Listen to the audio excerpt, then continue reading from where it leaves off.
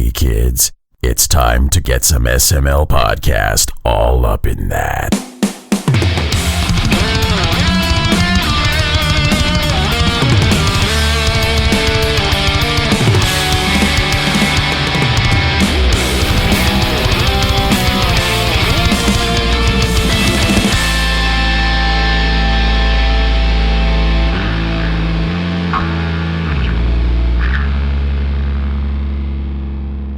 What's up, everybody? This is the SML podcast. I am your host, Joe. Joining as usual, Cole. How are you doing? I am still not dead. That is true. It's great. It's been going on like 4 weeks now of this.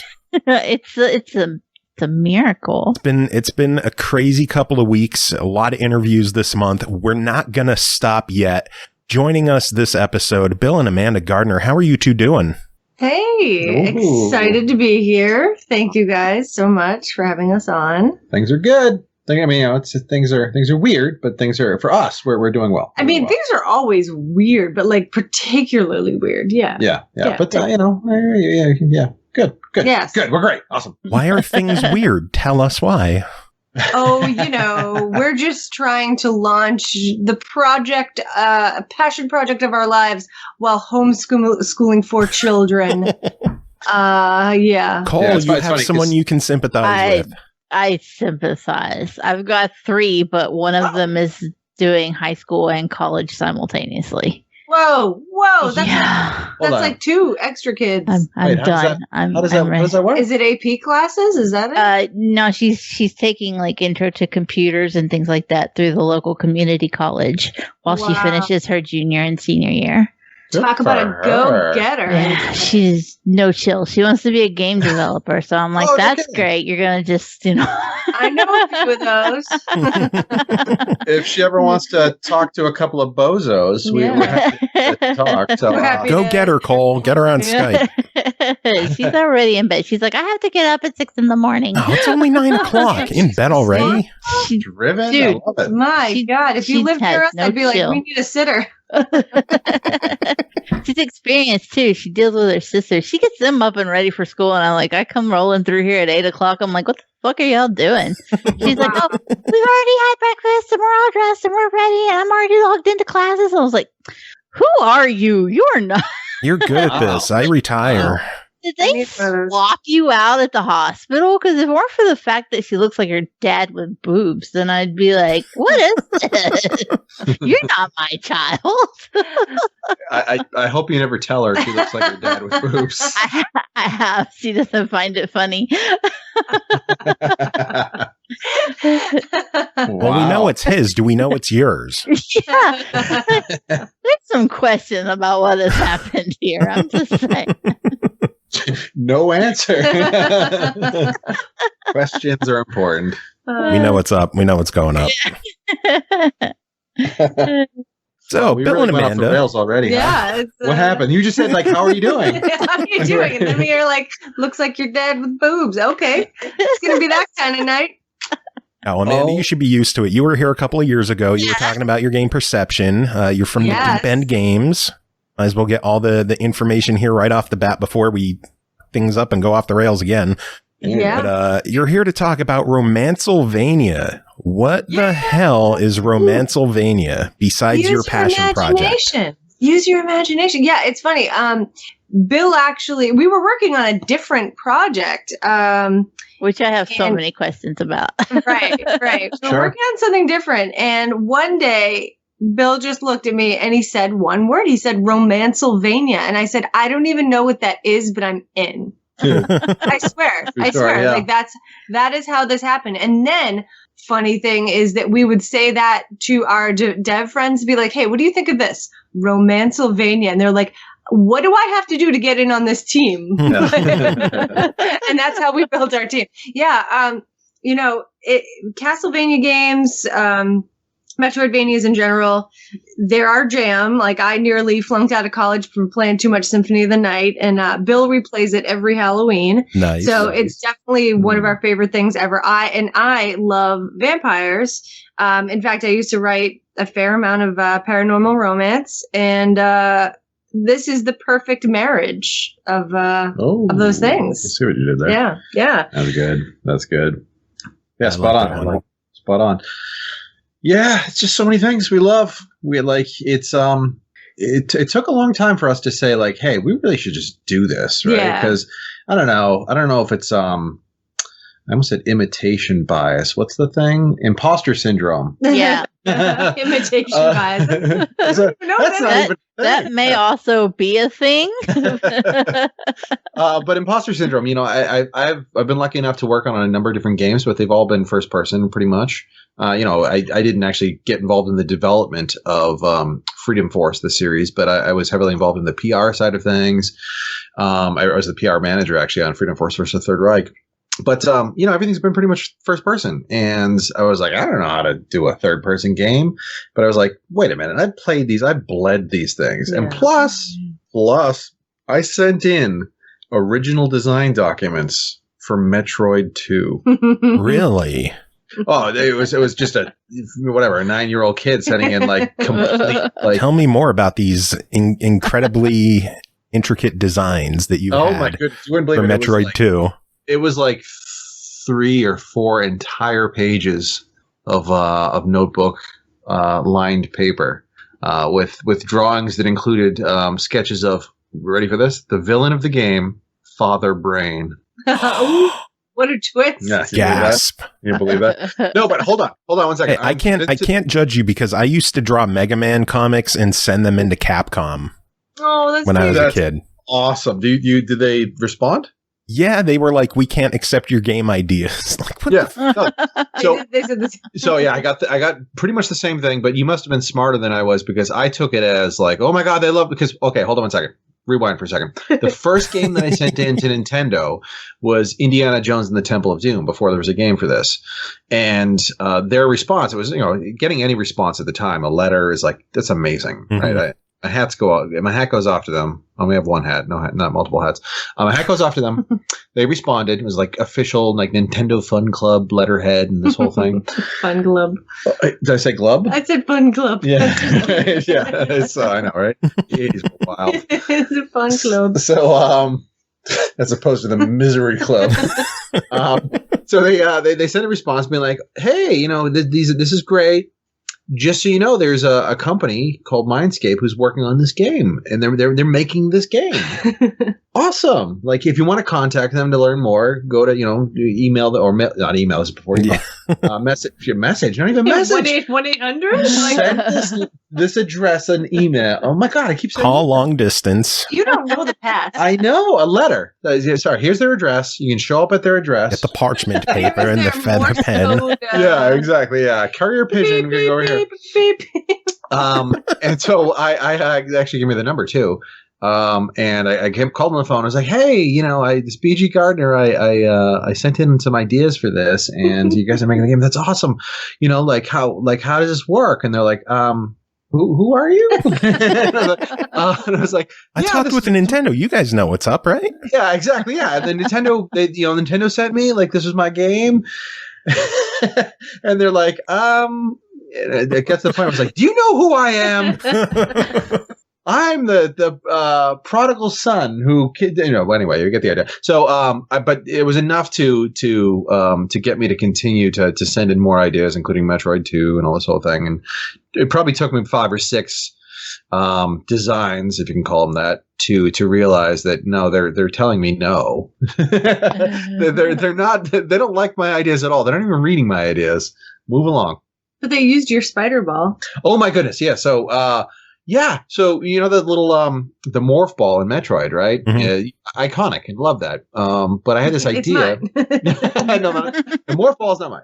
But so I had this idea that like, oh, you can take the morph ball when you roll up. There's an add-on you can get. There's an upgrade that will encase you in this gelatin, and it will allow you to roll up walls and ceilings. And it's the spider ball. And they sent me the usual rejection letter. They ripped you the fuck off. But they ripped me exactly. You get it. Yeah. Those rat bastards. Yeah, exactly. So at some point, Nintendo will feel my wrath. One day we will get a royalty check, and it will. Yeah. Well, no. So it was they have a fancy term called convergent design. which is just like this. You see this a lot more now with a lot of games being developed by all these indie games and student games, and just there's so many games being released right now. It's an exciting time, but you start to see games that have similar themes, similar art styles, similar ideas, high level concepts. Oh, you mean that time we announced Perception and some studio in Italy was like, we are also working on a blind woman in a haunted house game. Yeah, exactly. Yeah. So what? Yeah, can I just tell you it's not launch. It's not like announcing your game. It's the thing that's most absolutely drives you you become a nervous wreck is every day before you announce, praying that you don't see your game out there. Yeah. Like say that so often you see like little seeds of your ideas come out and you're like, I had that weapon. I was doing a power like that. And I'm like, I was going to do that. And then you see it come out and you're like, and listen, ideas are a dime a dozen. I'm not being precious, but it drives. And so with Romancey in particular, I was like, oh my God, please. Oh, actually on Perception, I'm all over the map tonight. That's nice. on Perception. Welcome to our show. That's fit in perfectly. We were about like a month or two away from announcing the Kickstarter, and then they announced. I knew in the back of my head this was a potential threat. They announced the Daredevil series on Marvel. I was like, oh my God, on Netflix. I was like, oh my God, no. And sure enough, most interviews were like, oh, so this is Daredevil. But honestly, it's a good thing because you want those kind of shortcuts. You want those kind of ties to whatever. You want the familiarity. Yes, it's Daredevil. It's exactly Daredevil. It's the lady. But. Yeah, I'll never forget the day that I saw that other studio doing that game. My heart goes out to them because they had been working on it apparently. Yeah, and it wasn't just like. See, here's the thing: like you work on things for a while before you announce them. You're not like, I have a new game; it's going to be great. I haven't done any concept art or work on it, but it's going to be, Well, some things do that. Yeah. And it's really funny because. I was on a panel with Jason Schreier from formerly of Kotaku, and now he's at Bloomberg now. And he released the book Blood, Sweat, and Pixels, which is a great... So good. Yeah, it's a great... it's like a collection of like 10 different stories of 10 different developments, from really small indie. They cover... oh my God! What's the name Stardew Valley, Shovel Knight. Yeah. Stardew Valley is a big one, and a couple canceled projects. And that is a great book. Really, I encourage anyone who's interested in game development to read it. What's the name of it again? Blood, Sweat, and Pixels. Really great book. And we were lucky enough to get invited on a sort of like a panel to his launch at at the Strand Bookstore in New York City. It was really cool. Yeah, and so he one of his things is he's very adamant about not being precious about launches and or announcements. He's like he's gotten some flack about breaking the story about certain like Assassin's Creed or whatever, and I get it because having been on like for example on BioShock Infinite, we spent a year or two working on just the perfect sort of announcement plan. And like we had this whole event planned and you put so much time and effort to be like, this is exactly what this game is. And it's really tough when you have a game that has a very specific message. It's like, it's very easy to misunderstand. Like if you didn't know if we didn't carefully present BioShock Infinite, people would like completely go off the rails and think it's a completely different game. So you really want to massage your messaging and say that this is what this game is about, and make sure that people don't walk away with the wrong message. So anyway, in the panel, he was one of his big things is like game developers are super precious about their announcing their titles, and like they need to stop just say what your game is. You look at Hollywood. And they'll be like, "Oh, we just signed Will Smith to do this new movie or whatever," and it's like before it's even a single like line is written. Yeah. And then, I guess sometimes it's usually written. Usually the script is written, and then but even then, sometimes they'll sign on a particular. Netflix signed Adam Sandler to 30 films. They're like, "Hey, Adam Sandler, will you do all of these things for us?" He's like, "Yes," and it was all over the media. So, And so he's, we were very careful about Romancey because it is a mashup. We are super passionate about all of the pieces we're throwing in there. And like, this is our chance to really like, just no holds barred. We love games. We love romance. We love, Dracula and Castlevania and parody. And so, every day we come to work and we're just having the best time. Yeah, it's hilarious to work on this. Like the meetings we have with our team, like usually end up in hysterics. Yeah. Like It's so funny. But the point is, we could have announced at any point to be like, hey, look at this wacky character here that we created. Oh my God, isn't it hilarious? But without that grounding, I think that, people are like, what? What is it? What's Romancylvania? Right. And so, anyway, there's many sides to this story that you can very carefully craft your message, or you can just, I suppose, just get out there and be like, hey, we're working on a game and it's going to be awesome. And it's called Romancylvania. And you give me a weird look. What's that? No. We were definitely secretive about it. We even grab the Romancylvania Twitter handle. Oh my goodness. Yeah, that's what I mean. Yeah. So exactly. We grabbed the website and the Twitter handle, and that stuff is nerve-wracking. Like, oh my God, is someone going to go in and discover? Nobody knows. Yeah, nobody should care either. Yeah, exactly. Anyway. I will say you guys pulled the rug out from because we are launching a Kickstarter in a week. It's going to be awesome. Yeah. Wow. That was the first question, wasn't it? We just went off. I don't know. Did I ask a question? Did we? I was going to say you guys kind of pulled the rug out from under me because I follow you guys pretty closely. And I was waiting for another horror game from you guys. And then I found out you were working on another horror game. And I was like, where did this Romancylvania come from? Yeah. No. So we were and so generally speaking, again, this is one of those things about promoting your game or whatever. You're really not supposed to talk about stuff that didn't work out or whatever. But we were working on this game called Dark Web for a while, and we were super jazzed about it. It was kind of like the Twilight Zone, but for games, just really small, bite-sized things, and actually. There were a lot of things that told us, probably now is not the right time. We went out the day we went out, we were out to GDC, and I remember pulling up my phone in the cab ride to the hotel or to the venue or whatever, and seeing what's it called, the Dark Pictures from the Man of Medan. Yeah, so it was part of the exactly. Yeah, which is pretty much it's very different what we're doing, but it was episodic and this whole thing, and I was like, oh God. Yeah, our whole hook was it's episodic horror, like Black Mirror. Yeah, and then we got to GDC and we're like, oh, right. But more to the point. So son of a bitch. But more to the point. So there are two other pieces here. Number one was that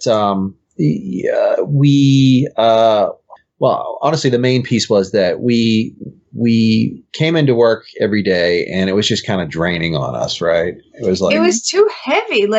We had ingested nothing but horror, working on perception, and we were just continuing to watch scary things, talk about scary stuff, and it just with 4 kids, it just became just really draining and too much. Yeah, and. We love horror, and we love that, but it's just living and breathing it. I always thought I could do it because growing up, my parents owned a video store, so I watched every horror movie out there, and I was constantly shooting god awful horror movies. Jason and Michael Myers and Freddy and that sort of thing. Countless hours of shooting these films. But it's very different when it's not 24/7, but pretty much all day. Sure, and it was so. I think another part is that it wasn't just one story. Like Perception, we worked for years on one story, and we could kind of rein it in. Whereas Dark Web was, I think we had 8 to 10 different horror storylines going, and it became a web of darkness. Wow. But more to the point, I think the real thing here was that we had these two pieces that were weighing on us. The fact that we saw this other thing, and the fact that the model, we anticipate the model to change quite a bit. So we're going more of a Netflix thing, since that was a natural fit there. And then it was really kind of weighing down on our soul a little bit to really go super dark every day. But I think more importantly, I had, several months before I had floated the Romancylvania title to Amanda. And every once in a while, I just kind of mention it. But again, we had no experience with third person games. And so it was just kind of one of those things we followed away. Hey, wouldn't it be awesome? And then finally, after all of this, a bunch of demos and a whole bunch of time in development, I said to Amanda, hey, let's forget about what we've spent so far, time and money wise, on this other thing. Let's forget about Dark Web. If you could work on Dark Web versus Romancylvania, which one would you do? And Amanda was like, no. We would just all the time, all the money. I was like, no. If you could spend 2+ years, the next years of your life working on this thing, which one would it be? And she was like, Romancylvania. Right. Right. And you have to understand, I am a very practical person. but it just came out. Like, that is just my reaction, and that is the truth. And it just felt right. 100%. And for me to forsake, we had a working demo. Like, we had a substantial, we had stuff done, and to be able to be like, no, I want to work on this. I want to pivot and drop everything we've been doing. It was, there's a saying that says, if it's not a hell yes, it's a no. And Romancylvania was a hell yes. Yeah, it's a good one. So, it's the kind of thing maybe one day we'll go back to, but right now we're just having and I think you see it in what we're going to be releasing. Yeah. We certainly feel it in what we're doing day to day, where it's just the energy and the excitement, and there's just so much we want to do. Whereas I think a lot of times development is like, how can we do the things that we want to do? It's like, we're constantly having the biggest fights I think we have on the team, not fights, but sort of the biggest challenges we have are really deciding. It's the editing process, right? It's the deciding what we want. Oh my God! Like, we have all these, characters, and choosing which ones we're going to go with, and it's more of like a reining in, because we're having too much fun than stretching to be like, what's next? Like, it's like no, rein it in. We can't have 10,000 of these weapons, or whatever. We just it's all too much fun. Yep. So if you're Joe, sit down. I stopped. So if when you were preparing for Perception and Dark Web, you were binging on horror movies, what kind of content are you consuming to prepare for Romancylvania? So we love like 80s rom-coms because they're just funnier and better structured. We do watch reality TV, and not normally, just because of this, like in all of its horrible glory. Lots of stand-up comedy, tons of stand-up. Honestly, we like. It's funny because I feel like film is not what it's not be like. I'm not talking about quality wise. There's certain genres that just don't exist anymore that were really hot in the 80s and 90s. Yeah, and you start to see a little resurgence of it with things like Stranger Things. I think what would you call that? Sort of a neighborhood or sort of a street adventure kind of thing. It's funny. I was talking today with some friends about The Burbs. Did you guys ever see The Burbs? Oh, a long time ago. Yeah. It's very similar to Stranger Things in a lot of ways, sort of structurally, and the mystery. Getting together with the neighbors and solving. Yeah, exactly. And I love that. I love those sort of block mysteries, block party, block, whatever you want to call block comedies. So we're all over the map. I think there's a lot of lot of comedy, not a lot of situation comedy. I think it's more like a comedic films that are kind of well established. So Bill went to film school, and I'm an author, so we are a little bit snobby about story. So that's why like 80s films they were formulaic, but they were just better structurally. Like Tootsie, we just watched Tootsie, and it's like structurally it's perfect. Like beat by beat, it's a little bit long here and there, but like they don't make them like they used to. Yeah, you ever see Tootsie? I have not seen that one. No, I don't think I have. No, I mean it's super goofy and wouldn't fly today. But there's a lot of stuff there's so much that wouldn't fly today. Oh no, totally, yeah, and that's always going to be changing. But I think if you just watch it just for the character development and the structure of the whole thing, it's really a great lesson. And like motivationally, like a lot of movies are just premise. Like you take a premise and see where it goes, rather than actually like examine the motivations and whatnot. Yeah, so we're watching a lot of 80s comedies, lots of stand-up comedy, keeping it light. And honestly, I think that it's definitely helped around the house because we are cooped up with 4 kids. Because I think if we were still doing horror, we would have an Overlook Hotel situation. Oh, I mean, I'm an enormous Shining fan, and actually, did you guys see The Lighthouse? I have it on my wish list. My oldest and I have been like binging horror movies and stuff like that the last couple weeks.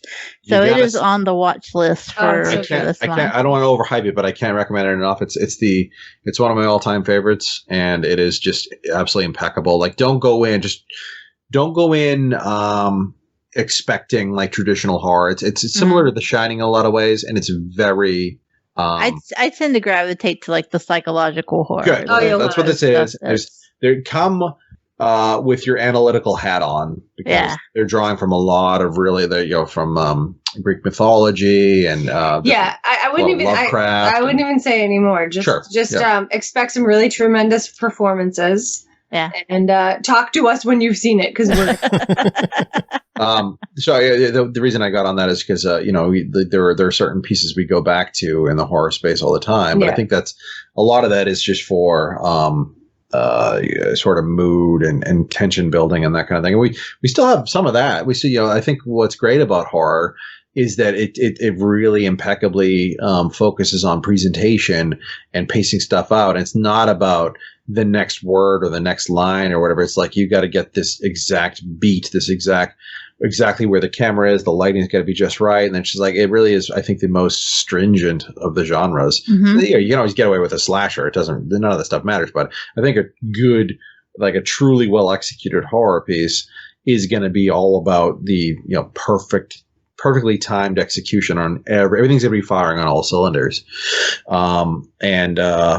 So we go back to those kind of things, and I think The Lighthouse is a good example, even though it's not horror. But I think for the most part, we're in the happy space. Yeah. Thank goodness. Well, if you're looking for a stand-up comedian, we could recommend Ryan Niemiller to you. Oh, he was on the show last week. Yeah. Oh, no way. I'm always on the lookout for. Hold on. So Ryan. Oh, let's look at the show. That's great. Okay, yeah, Ryan Niemiller. The episode is up now. It's episode 620, so feel free to go check it out. He was on America's Got Talent. He took third place in that a couple of years ago, and he's funny as hell. So check him out and get some laughs. That's great. No, I absolutely will. Yay. Cool. Jumping back a little bit to Dark Web, is that shelved for good, or is that something that you might come back to? Cole, I'm surprised you didn't ask that. I was getting there. I was saving it, and now you stole it, and it's ruined. I was there, and you were like, "No, let's talk about Romancylvania." I'm like, "No, I'm going to ask about Dark Web while it's topical." I didn't want to traumatize them with the. Please. No. It's impossible to hurt our feelings. So, there were so many amazing ideas. I mean, obviously, every idea is your baby, but I think genuinely. Objectively, there were some really clever things that we were doing with horror, and I think that the format allowed us to do some really, really clever stuff. And so I was excited about that. I think it was an opportunity to really shake up the space. It was a big challenge, and we would need, I think, a little more. We were trying to take it the traditional route, which was going to, publishers and that kind of thing. But yeah, I know a lot of great publishers, and there's a lot of super talented people. But when I talk to a lot of developers. A lot of the times the takeaway you get is like, publishers, they just don't have the vision. It's like they know the numbers, they know what is working, and they know how to achieve, sort of replicate that, if you will. But it's rare that you find a publisher who's like, yeah, you're going to do a game about an underwater utopia where everyone goes fucking bananas and you're going to modify your genetics and shoot fire out of your ass. Yeah, that sounds perfect. 2K was God love them for taking that on, right? With BioShock. I'm talking about BioShock. Yeah. Just to be clear.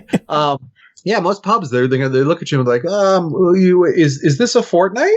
I don't understand. How can we monetize this? So he did the meme pose. He had his hand up and he was picturing a butterfly. I just wanted to know I was. What was happening back then. So we'd like to, but I think we would have to go back and so honestly, we were not to be like, oh, we were ahead of the time or whatever, but I think that the industry and you can go back and look. I wrote an article for IGN, a guest piece on like when. Microsoft did Game Pass when they announced Game Pass. Shortly thereafter, I did this little write-up for IGN because I was like, "Oh shit! I've been seeing this coming for a while that the industry is moving towards a Netflix model, and I don't know what that means. My feeling in general is like, oh, that's going to be bad for developers, and it's going to be great for the consumer, but it's going to be terrible for developers." And so I was like, "Okay, how can we get ahead of this?" And I was like, "Okay, well, we have all these cool ideas for horror. We could totally do an anthology. Yeah.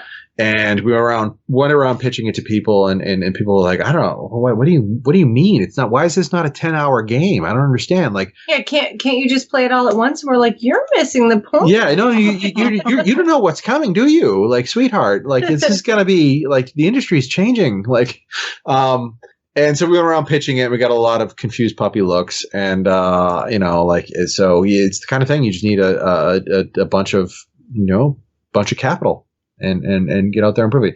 Megan, sorrowful face. I'm just remembering that it was frustrating, but I'm glad it didn't work out because exactly. Everything happens for a reason. Mm-hmm. Yes, and that reason is Romancylvania. The Kickstarter. When is that? When is the Kickstarter starting? Because this episode is releasing on the 14th. Oh. Well, it's releasing. I had to look at my notes to make sure. Launch on the 13th, so this is perfect. So the Kickstarter is available now. So please go check it out. You just kind of like my brain is a little fragile right now, but you just kind of broke it a little bit even more by saying it's available now. It's like, wait a minute. We're in the future, man. Yeah, pretty much. Tell me your secrets. Well, yeah, it's funny. I was on a podcast. So I have my own podcast called The Creative Oracle. It's for creative people. We pull oracle cards. It's really fun. But I got I was booked as a guest on a really big podcast, and she's like, I can't wait for you to talk about your podcast. And I was like, oh, okay, great. So I got on this podcast. It's got massive amounts of fans. I talked all about my own podcast, and then like I was waiting, to see if my podcast would go up at all. And then I found out that she was releasing my episode in 6 months, and I was 6 months. Oh, Jesus. I'm freaking out because I have to schedule shit a week ahead. Yeah, I was like, wow. And then I was like, wow, did I sound really not topical because it's 6 months out and like everything could be different? It could be like, hey, so I'm going to the movies and I'm out with my friends in their house and there were 50 of us there. Like, sounded, no, but it was during COVID. You know what I mean? In 6 months, a lot can change. That's a joke. That's a time capsule. That is literally a time capsule. It is, yeah. Wow. Sad time capsule. The before the time. Before times. We did it in the before times, but not anymore. Oh, the world's a shit show. So tell us about the Kickstarter. That segue. This is an idea. This is a thing we're very passionate about. No, we had a great experience with Perception on Perception on Kickstarter, and there's something really satisfying about building up that rapport with the audience, being able to, like I was talking before about announcing your game, relatively late, and then basically saying like one of the problems, one of the perils of development is you announce your game, you go through a traditional marketing and PR cycle, which is, somewhere between 3 and 6 months.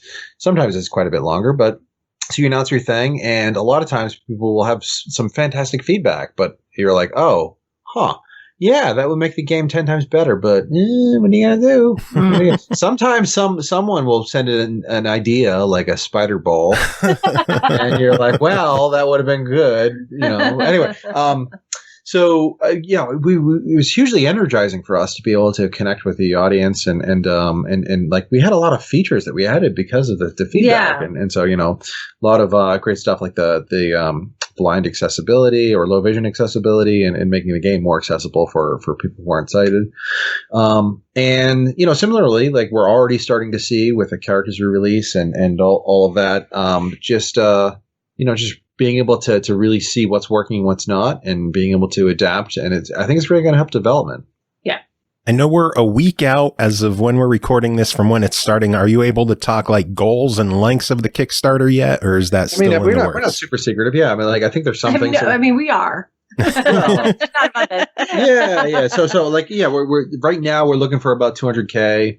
And I think that, we've been lucky enough to have a lot of support like for example, Sony was kind enough to award us some of the sort of COVID assistance fund that they have, so we're the indie fund, and we've been lucky enough to have support from things like that, and just basically with Perception, some royalties to be able to pay us through to fund contractors and that kind of thing. Mm-hmm. So we're looking for about $200K. Tons of features, really exciting stretch goals that I can't wait to get through. And it's again, we've built a lot of the game already. We have a lot of content to show, and for us, it's really about. What really excites me about Kickstarter is to be able to, again, get it in front of people, see the reactions. I'm the kind of developer who I know so many, I think most developers, they go to a PAX, they go to a GDC, whatever, they put the game on the show floor and they're like, ugh, I don't want to be here. I just want to go and, mingle with my dev friends. And it's like, I nothing gets me more excited than getting on the show floor and watching how people play and how they react and just having conversations, and that stuff energizes me for years. With Perception, I just like that. That really got me going, and it kills me that we didn't go this year. We haven't shown anything in a couple of years, and that kills me because there's nothing more exciting, especially PAX East. That's in our backyard. And it's just magic to me to be able to show the game off and to see people's reactions and to talk to people and say like, hey, what's working, what's not. And, I have my master's degree in basically, you could say user feedback in a lot of ways. It's about accessibility, and it's about usability and all that. It's human factors in information design, which is the nerdy way of saying. Yeah. But that was something one of my favorite words. Just basically, I'm really passionate about just making the best product, best experience possible. And I'm a firm believer in the way you do that is to get in the trenches and to, really see how people are experiencing your stuff. Because I think so many developers are so precious about, they have it in their head and they're like, oh, this is art and I'm building art. I don't want my art to be tainted. Like my vision, and it's like, no. Listen, you're always going to be wrong. It's a question of how much less wrong can you be. And, more wronger? Yeah, exactly. Yeah. And so, but seriously, like I think the more it's like a mystery. You're trying to get out there and be like, well, you're always trying to figure out what's wrong with my game. What can I do to fix it? Because trust me, there are things you can do to fix your game. There's no game that I love. I love games, and I have plenty of favorites, but there are plenty of things I could point out. Be like, yeah, I bet you guys could have tested this some more, or I bet you, could have used a little more time. It's not just about polish. It's about like, this is poorly communicated. This is really confusing. This is poorly messaged or trained, or whatever it is. And so, yeah, I love that stuff. What the hell was the question again? Kickstarter. Oh, anyway, I love connecting with the audience, and that's what Kickstarter does for me. One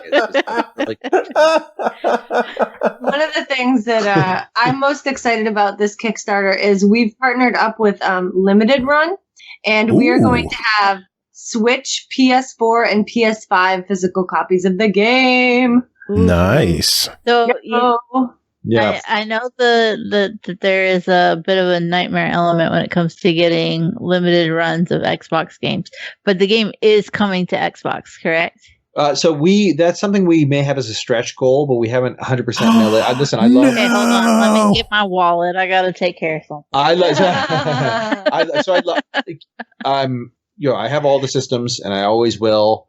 I'm really embedded in the Microsoft ecosystem.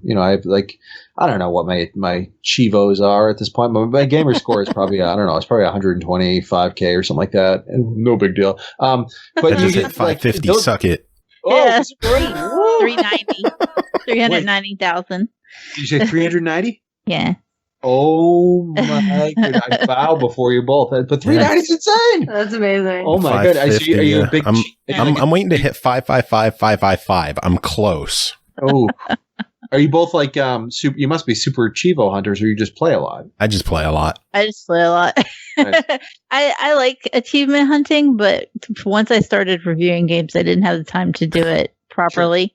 Sure. Now Carnage it's in like chat. He's the big achievement hunter. He actually earlier he wanted to know if you guys are aware that a perception achievement is glitched. Apparently, No, we definitely are. Like it's one of those things where it's complicated. It's a long, complicated story, but we were able to fix it on everything. There's some weird edge cases that happen, but on the Xbox, we have a patch all set up and ready to go, but it's complicated. And so we have a fix for it. There's some I believe some workarounds, but the bottom line is that right now we're just trying to push it through, and I'm sort of lying in wait for that to get resolved. Unfortunately, certification on patches is a thing.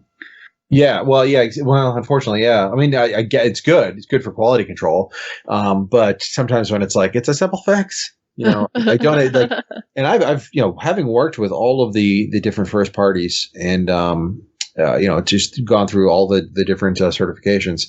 It's harrowing. I feel for those people on the front lines doing all the testing. But yeah, anyway, so I love Microsoft. I'm stoked for wow, I'm like sitting here and being like, what's the name of the new console? Guys, what are we doing here? Series X. I truly love Microsoft, but guys, what's the name? What are we doing there? What's going on? X Series X, Y, X. Series. So many X. Yeah, what a mess. But the con it looks fantastic. So we're trying to, but I think it's a matter of how sort of the Kickstarter goes, because really, like, when it comes down to it, we had a bunch of stretch goals for perception, and we didn't hit them all, but we were able to make it happen. And so the more support you have, the clearer the path becomes and the easier it becomes. Because you can but you can always build out partnerships and that kind of thing. So yeah. Well, consider this an official request to bring the game to Xbox. What I'm hearing is that we need to find somebody with an in at Xbox and get them a Game Pass deal. The crazy thing is, Carnage mentioned this when I tweeted out about the show tonight. Chris Charla liked the tweet from ID at Xbox. Yeah. So maybe you should hit him up and get this game coming to Xbox. Yeah, we haven't really talked to them about this so much, because I'm hoping probably to open. We've been just swamped with everything, life in general, but they're like tremendous support. They're like so nice. Chris is the nicest guy. Yeah, with Dark Web, we had a lot of like great face to face with that whole group, and they're super supportive, and so I'd like to make it happen. It's just strictly a matter of we've been able to grow in terms of who we brought into our stables for people who are helping out and that kind of thing, and so. Our goal is to grow the company, so it's not everyone's working out of their basements and garages right now, and so this is par for course for us. But we had all these plans to grow and get a little bit more formalized, and we're certainly working on processes now. And we brought in Lita Tang, I worked with him on BioShock. He's our technical director, but he was the lead programmer on BioShock, the PS3 version. And I worked with him on a lot of the combat stuff. I worked with him on the photography system and on Fort Frolic. And so he's hugely talented. We finally managed to get some real programming in the house, and he's like world class. Whereas previously it was all just me doing like god awful spaghetti code. And so we're working on fixing things and growing and becoming like a powerhouse. So I think that this is going to be really key for us, key for the company to see how this Kickstarter goes, because I think we have a great vision, we have a great team, and to be able to realize what we're trying to achieve and to expand on what we're building is gonna, I think we could turn some real heads. Maybe it makes people smile. Like I have so much confidence in this project because every time I talk about it, people smile and they lean in and they want to know more. And other projects I've had to get all like, well, so you start off and you make these tapping sounds and like, it's too complicated. But I'm like, okay, picture The Bachelor, only it's Dracula. And they're like, yes, that's it. That's all you said. Now picture playing as Dracula, but you're fighting a giant spaghetti monster in front of the Olive Garden. Yes, like that's a thing. That's a thing in our game. It does happen. Like I was saying to somebody the other day, and they were like, talking about games as art. I was like, listen, Romancylvania is not art. In 1 minute, you could be making out with a werewolf and then beating up a haunted meatball. Like, this is funny. Like, it is a game. Oh, wait, how is that not art? I mean, yeah, that sounds like art to me.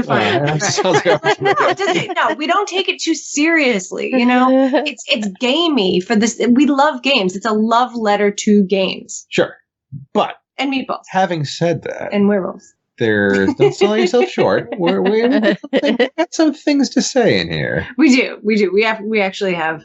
You know, there's some. It's not all parody. No. It's some satire. A lot of satire. There's a lot of there's going to be, you know, we're cheeky. Well, yeah, we got some things to say. I don't know if you got the memo. There's some some deeper. There's I saw a in bonerang. I was just about to bring up bonerang. Yeah.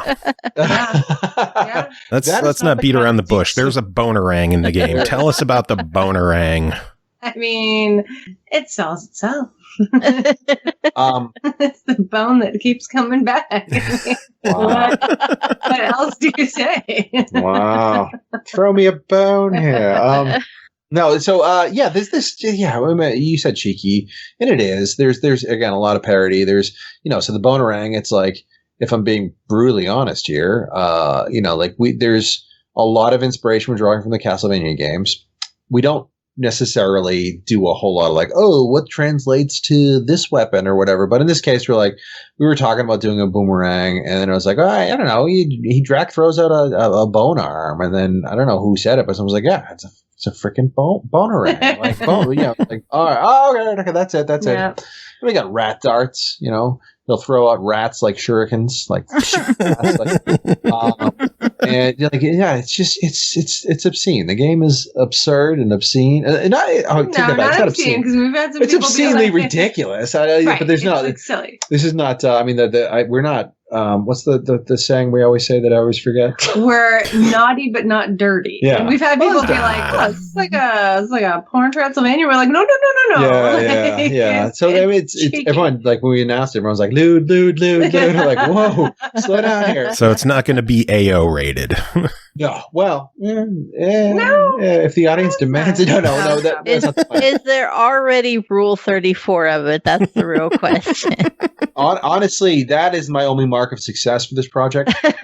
As soon as it hits that, I'm like, all right, whatever. We don't even need the Kickstarter. We got Drac. Rule 34. Really? Well, fuck. I know what I'm doing this weekend. Oh, God. I got some drawing to do.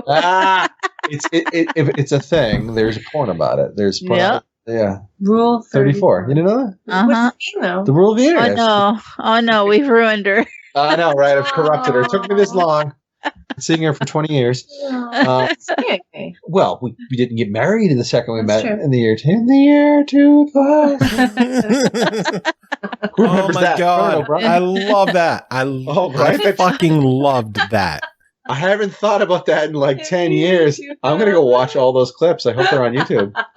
I love when they switched over to the Tonight Show and they did the bit for the first time, and Andy's like, "You're not still using crappy flashlights, are you?" And it panned over to Conan holding the shitty flashlight, and he just threw it away. He's like, "No." He is such a treasure. Like, we talk about it all the time because we've been watching The Simpsons a lot lately. Going back and watch a lot of, like, the kids are into it. Yeah. And so we're watching a lot of the classic Simpsons. But you can so clearly tell when he came in and started writing, it's like, oh my God, I can hear Conan O'Brien's voice in every character right now. Yeah. You know what I'm talking about, like season 2 and 3, where he's, the monorail episode, for example, like that is so him. Like he's an auteur. Yep, he's amazing. I love Conan. Yeah. I'm terrible. I shouldn't say that because I haven't watched him probably in years, and he does the gamer thing is great. Say, I would love to get Romancylvania in front of him. Good, no, he'd be like, "What am I doing?" All right, so forget Rule 34. That is just going to Conan. Yes, exactly. You listening? First of all, can we just talk about the fact that your name is not Conan? It's Conan. Yeah, it changes context completely. Conan O'Brien. Yeah, that's intimidating. I was referencing Conan today for an attack. Conan the Librarian. Yeah, I remember that. Jesus. You know, Jeff? Remember that? Yeah. I actually put that in like, this is what the hammer should feel like. When Drac slams the hammer down, it should feel like, and he goes, the guy, he's in the library. One of the guy comes up and he goes, you know what I'm talking about? I'm not talking to my, like, UHF? I know what you're talking about. Okay, all right. He's like, sorry, these books are a little late. And then just cut to him going, giant, like, four-handed sword overhead going, and he cuts him literally in half. Priceless. Lovely. Lovely. Oh man! So, what are some of the cool tiers that you're going to be doing on Kickstarter that people could look forward to backing at? What kind of cool rewards are there? No, how totally. much? The real question is, how much do I have to pay you for a Dracula chibi plushie? You know, that's a source. I keep saying that, and Lindsay and Amanda, they're like, I don't know if people want those. We have awesome pins. I know people like pins. Hold on. I'm going to replicas. Thanks to you, I'm going to talk to. We're working with Geekify on a lot of our goods, and I'm going to talk to them tomorrow. Cheap Drac. I'm with you. There, Cole. There's the one good idea this episode. There's the actual good idea. It is a brilliant idea. I'll let you know how it goes. Yeah, all right. We'll find out about the cheebs. We'll look it up. So we have a really nice, exciting mix. I mean, there's sort of usual art books and all that kind of thing. But like first of all, you won't believe the amount of art we've generated already. Oh my god! Yeah, we've been working on it for a year, and we've got like an art book enough for an entire like big fat cocktail table. Yeah, you look at some of the how we evolve the characters and that sort of thing. It's a journey. It really is a trip. Yeah, it's wild. But so we have a lot of really cool things to get in the game, sort of love letters and that kind of thing. Things that we allow the audience to participate.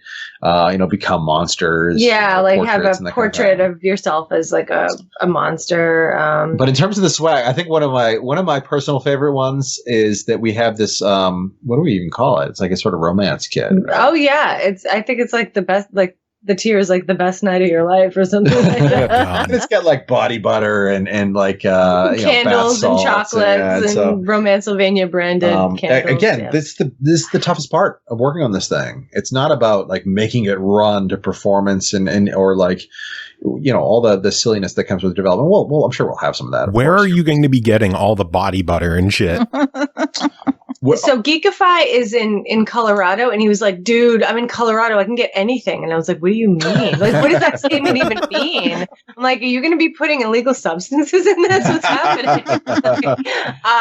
But yeah, apparently they have lots of like artisanal kind of places out there. We have a statuette of. Hold on, time 1 second. What? Yes. Artisanal body butter. How did you go from? I don't know.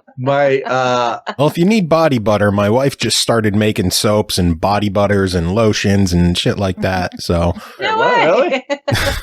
Send me a link. That's awesome. Is it all natural? Literal artisan body butter. That's right. No, seriously, send me that. What synchronicity just happened? I'm sorry. What were you saying? We're talking about body butter now. Why would I change the subject? She has a sweet treat body butter. It smells fucking amazing. When she shows it to, it's just, it smells, I want to eat it. It smells like a cupcake. Ooh. Hey. Okay. Yeah. Partnership City. No, I will. Give me your address. I'll ship you a sample. No samples. I'll order the shit out of that. That's great. I will totally, no, seriously. Send me a link. I will order that. That sounds great. Scented friends goods. Helping friends. Yeah. I love it. Listen, especially like I'm a sucker when it comes to people, any kind of craft that's going on. I'm like, one of my favorite things to do is just go to like some kind of market or whatever, or like, there's like, not so much a farmer's market, but yeah. That's great. What do you call it when people get together and sell things on the street? A flea market? Farmer's market? Yes. Literally I just feel like that's limited to food, but okay, sure. So in Boston, there's the SOA open market. So maybe that's what you... Yeah, maybe.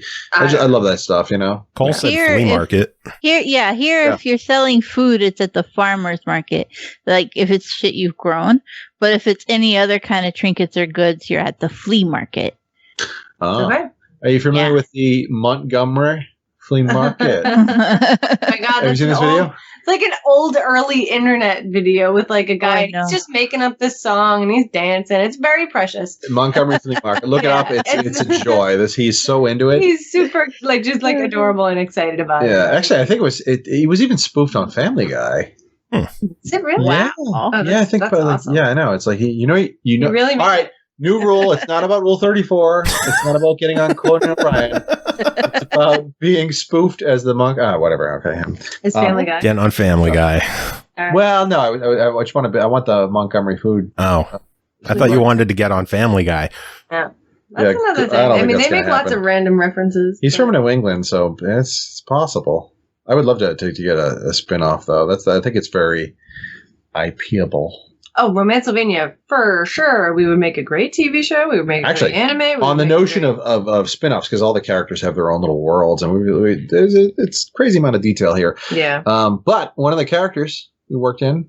Mm-hmm. You want to talk about Yeah. So one of the tiers, you can get an entire book about one of the characters because I wrote a book about her. So my first book that I wrote was about 12 years ago, and it was about a genie bartender, and it was called Wicked Spirits, and it was my first book, and it was so much fun to write, and I loved it so much. My agent tried to sell it, and she was like, yeah, urban fantasy is just not selling right now. And so we put it on the shelf. She's like, it's not a bad book. She said, everybody liked it, but urban fantasy is not selling. So we put it on the shelf. 12 years passed. We're working on this game, and we were kind of talking about, like, we kind of need another female character. I don't know. And then we looked at each other and we were like, a genie. And then I was like, I got goosebumps all over my body. I was like, can we please make Vess, who is the genie from Wicked Spirits? And she's just perfect for the game. And now we've put her in the game. She's an absolute fan favorite in our Discord server and among our, among the people working on the game. They absolutely love Vess. Among me. No. Number one against with me. Shut up. No. A bunch of our artists really love her. We just showed a really gorgeous picture of her and Drac, kind of on a magic carpet ride, but it's pulled by bats. It's very cute. I saw that on Twitter. Yeah, that's my best. So if you get one of the tiers, you get that book as an ebook. So it's kind of like I made her a real girl. I gave her life again, and I thought she would be in a drawer forever, and nobody would ever get to see this character. But I think people are going to really like her. Actually, interesting story. Just to further that. Yeah. So she's writing this. She's shopping it around. And what happened? What?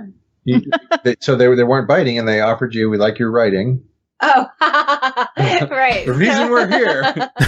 So, I was talking, this was before my agent was my agent, and she was reading Wicked Spirits, and she liked it a lot. And I was like, oh, by the way, I did get an offer on this silly little romance novel. Like, it's not a big deal. I was like, but if you're considering me as, taking me on, I do write this.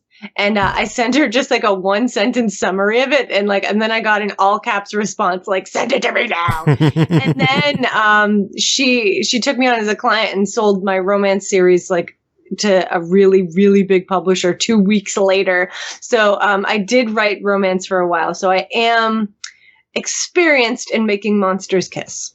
So that's the thing. Good times. Anyway. That might be my most favorite line I've ever heard on this podcast. I am experienced at making monsters kiss. It's true. She's married to me. Yeah. Making monsters kiss me. Oh my lord. So yeah, we've got lots of fun tiers, lots of fun sexy monsters. Today we just announced he's my favorite, Robert, who's a zombie, and he is a pirate. And he plunders body parts. So he's really buff, but it's because he always checks out the latest corpses to grab the best new buns or best new biceps or calves. So he's a literal bodybuilder. Say it. What is booty. What is he looking for? No, he's looking for booty. Yeah. Do it in the comments.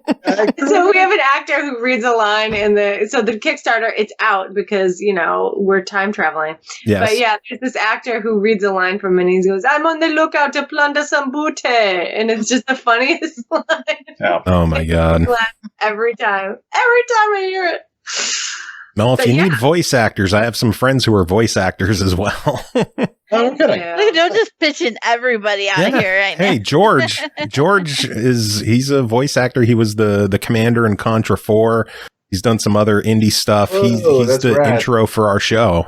So. Oh, no kidding. Super cool. Wow, that's rad. I'll definitely take a look. We are a union, but I'll definitely take a look if he is. And I'll take a look anyway because I'm always looking for people. Super. So that's super cool. Yeah, I think it's it's another really cool piece, really, when it comes down to it, is assembling a super cool cast. Well, can I just tell you, we got Drac in an unconventional way. So we're talking about the voice of Drac. So we spent a long time trying to make Drac physically, look as hot and sexy as possible. We just love him. And then we're like, but who is going to voice him? And what I did was I went to my romance writer friends and said, hey, who's got the sexiest voice, like for an audiobook narrator? And they told us, they gave me a good recommendation. Our Drac has narrated 500 romance novels, including the 50 Shades of Grey series. Yeah. Wow. He has the absolute sexiest voice, and he is our Drac, and he's so good. He's so good. Yeah, it's unbelievable. I was working upstairs while she was recording him, and the house was literally shaking. It was just vibrating with his voice. It's the most unbelievable sound. And I've worked with a lot of voice talent, and some amazingly talented actors, and just to hear this from downstairs, and I'm like, oh my God. Yeah, he's just got this great bass quality. And I mean, we're working with Angela Morris again, who was Cassie in Perception. And so we're so happy to have Angela on the team. And Grim, who is Drac's best friend, but also worst enemy, he's played by Nick Grava. And Nick is he was in Perception. He was Friendly Eyes. And he's probably the funniest Grim Reaper you can imagine. He's the best. Yeah, lots of other actors as well. Yeah, but, it's a lot of fun. We're so lucky. Yeah. We've got a really great team working on this, and we think everybody, just awesome. Cool. Well, I know we've been chatting for a while. Is there anything else that you wanted to talk about that we didn't bring up? Massage minigame. Massage minigame. Yeah. All right. Let's hear this. Well, you think about all the ways to make sexy time. Way to Did sell I just say that? Yeah, Way to sell it. Honestly, I think that we're talking about the different ways to converse with people and the different ways to sort of gamify, if you will, connections. And I think that right now games are pretty much limited to selecting an option on the screen in a conversation, or just going to a cutscene. And I was like, hey, wouldn't it be nice to have something that's interactive and intimate? Interactive. I just made that up right now. Write that shit down. I better see that in the copy when the game is out. Interactive. I will never say it again. So the idea is, it really came down. I was like, okay, how can we do a massage mini game? Because it's an interesting way. It's an intimate thing. And I was thinking about lock picking mini games. It's kind of like a massage if you think about it. You think about Skyrim, the way you're moving around the pin to feel the tumblers, to feel the sort of tension spots. And I was like, that's exactly what massage is, right? You're looking to feel where something is really tense. And so we have on a controller, you think about the way you're going to be able to get rumble feedback about where sort of the knots are, and you too become the master of unknotting. Yep. And so you're using the thumbsticks to move around. We have all kinds of different little items that you can do to if you want to lube things up. Oh, did I just say that? Yeah, if you want to just okay. like I said, it's naughty, not dirty. Nice. We're falling into SML After Dark territory. Yes, where's Aki? Get her here. But so it's cheeky fun. You get a chance to I guess advance your relationship in a lot of ways, to get people to maybe Like open up to conversations, Yeah. you know, and so it's something fun, something cheeky, it's something different, and that's important. You know, the whole same but different, right? Yeah. People like lockpicking. Mhm. What if successful Cock picking? Whoa, that crosses the line. We are clearly. I gotta write that down. God, wow. Okay, I'm not even gonna say. Somebody was like, we were like, oh, there are like 21 lands in Romancylvania, and somebody goes, the Cock Tower. I was like, whoa, Yeah. whoa, Well, yeah. crazy. That's right. Actually, we have to. Yeah. We have to. We have to lower expectations. Like, this is not a dirty. We have to make sure that person disappears because I'm stealing that idea. I know. There's got to be a flight scene where you're in the cockpit, obviously. Oh. Go to a Mexican cockfighting ring. Fighting. Yeah. Great minds think alike. Oh, look at that. Fabulous. So this is you're getting it. This is why I want the people on our Discord, and I want people Yeah, right. Like, Kickstarter because this sort of energy, man, this sort of weird shit. come be weird with us. It took a graduate level class in like ideating. It was a brainstorming class. You took a class in how to brainstorm. This is where perception came from. How much money? This was where perception came from, sweet pea. So everyone thinks like, listen, I'd worked in games for 13 years or so, and most people don't sort of formalize or learn any techniques about how to get things going and how to brainstorm and this kind of thing. A lot of times you just lock yourself in a meeting and occasionally someone throws pizza at you and that kind of thing. Yeah, right? There's, someone in HR. Oh, I thought you meant physically. No, I mean, they open the door and they just like. I'm picturing like a pizza to the face and then you're like inspired. That does inspire me. You know that. Nothing inspires me like pizza. And so I took this class, and he's this legend in human computer interactions and UX, and Chauncey Wilson is his name, and all these techniques on how to brainstorm, how to sort of dig out ideas, and there's a lot of stuff that's counterintuitive, a lot of stuff that's really inspirational and stuff you like. You ever hear of reverse brainstorming? I think I've told you this in that. Right? It's like you should throw out shitty ideas. Yeah, right? you would be surprised how the brain works. But the idea is you're only allowed to throw out shitty ideas. You're going to throw out like, hey, let's imagine for a second that you're going to the airport and the lines are too long. How do we fix that? And people are like, you put banana peels in there, whatever. You just throw out these terrible ideas because those things will get your mind firing. You'll come up with the opposite idea. We're like, wait a minute, if this is a problem, then there must be a solution to that. It helps you identify the problems. So that's not how, actually, the way Romancylvania sort of was born in my head was I was playing Symphony of the Night, like I do obsessively, and I was in the basement, the little cave area. And have you played Symphony of the Night? Have you guys played it? Yes, I have. Yeah, the little crystal cavern area, the basement. Cole's quiet because she hasn't played it. Bye. No, that's fine. Hey, nobody's perfect. It's fine. Nobody's perfect. You play it and you'll be perfect though. So I'm in the basement in the crystal caverns, and this is halfway through the game or so, and they're these enemies, Salem witches. They're just flying around doing their thing or whatever. And I just remember it clicking in my head. I was like, "What the hell are these witches doing in the basement?" And I was like. It's like, did Drac have like some sort of ball, some sort of gala or something like that, like a prom? And everyone was just like this sort of the after party. They're just hanging around the castle. And they just got lost. They don't know where the hell they are. Yeah, exactly. Yeah. Where's the bathroom?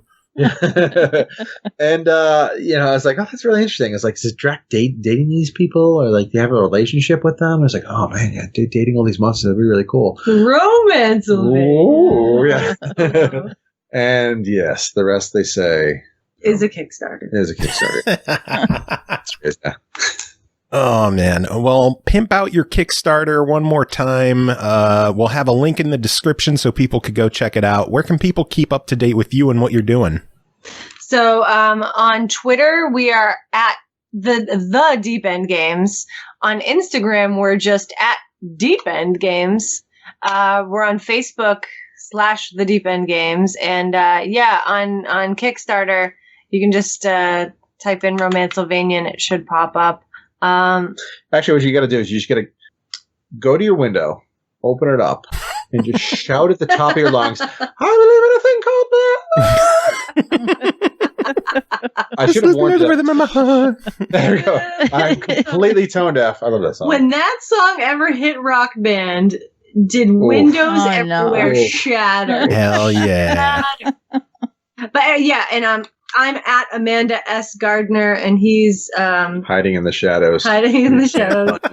Game on Gardner. That's true. And just join us. It's a hoot. Yeah, it's a hoot nanny. That's the thing. We're trying to spread love and joy. That's why we pivoted. That's why we jumped onto. Watch what you spread. It's the COVID era. Be careful. Trying to spread love, joy, and boners. That's it right there. It's on the box. I mean, if that needs to be the episode name, I'm not gonna. I was gonna go with monsters kissing, but it's funny. We're working on the key art right now, so I may have to pivot and be like, "No, this is it. This is it's spreading boners." Spreading boners. Oh man, Cole. Any more questions from you? No, I think we covered it all. We talked a lot. I apologize once again. This was never apologize. Do it again. Come back again. You are welcome back anytime. Thank you guys. Yeah, a lot of fun. Super fun. Great. It was a blast. Everyone stick around. We're going to take a quick break. We're going to be back with some more show. Amanda, Bill, thank you so much for being here. It was absolutely fantastic having you on. Do you have any final words to end the interview? Yeah, man. Join us. Yeah. Joy, like we're just I don't care how, we just love this stuff. We love the games.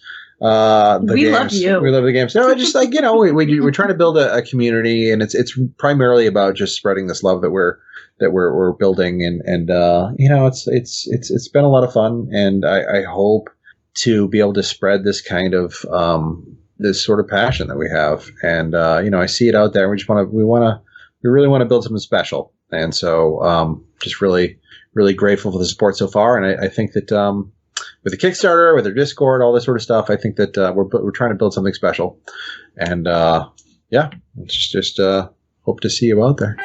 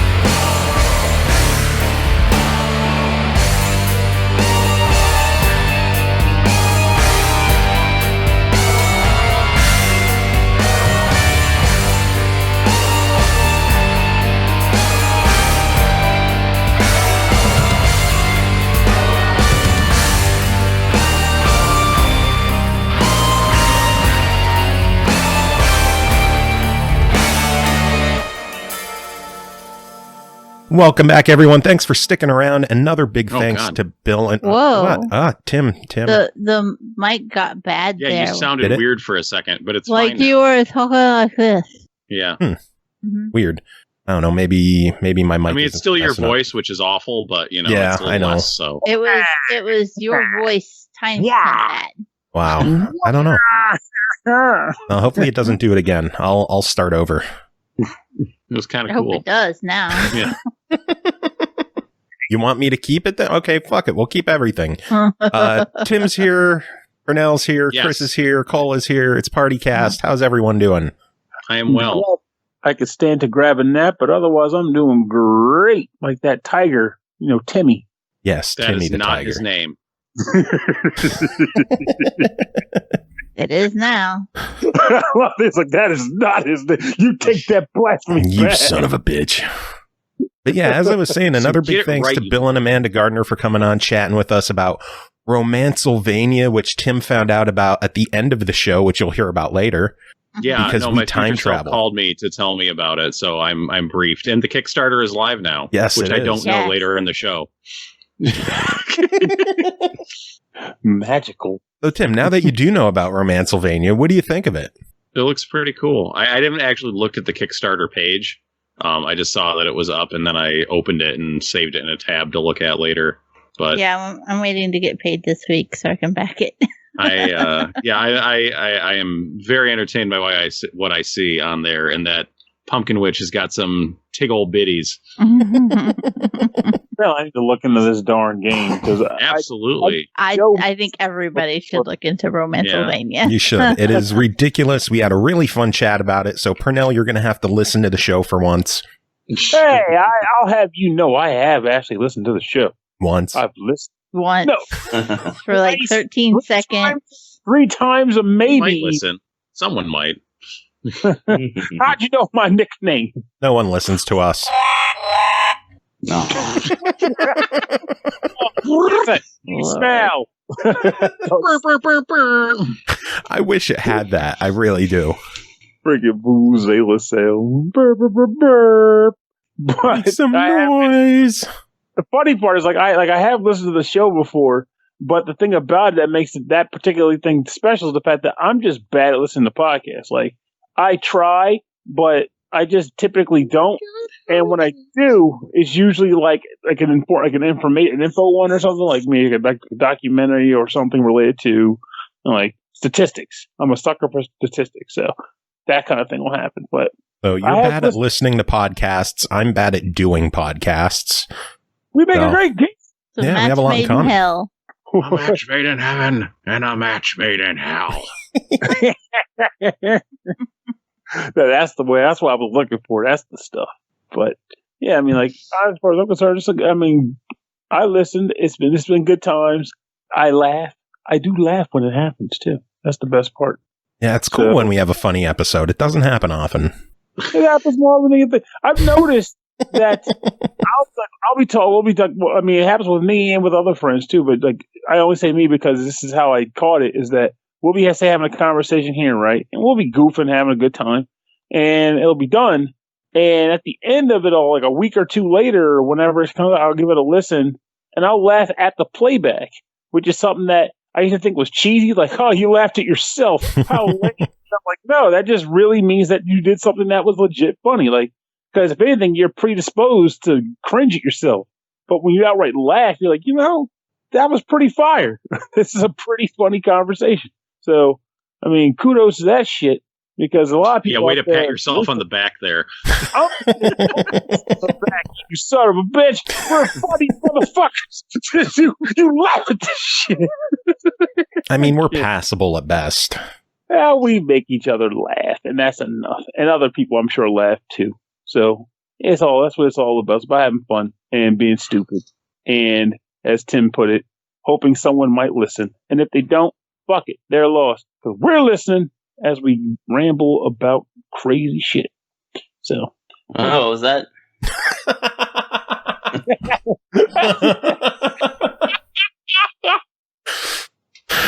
Oh my God. So, how was everyone's weekend? What are you going to do this Not week? long enough. No, I'm trying to make small talk, or do you guys just want to get to reviews? Like, what?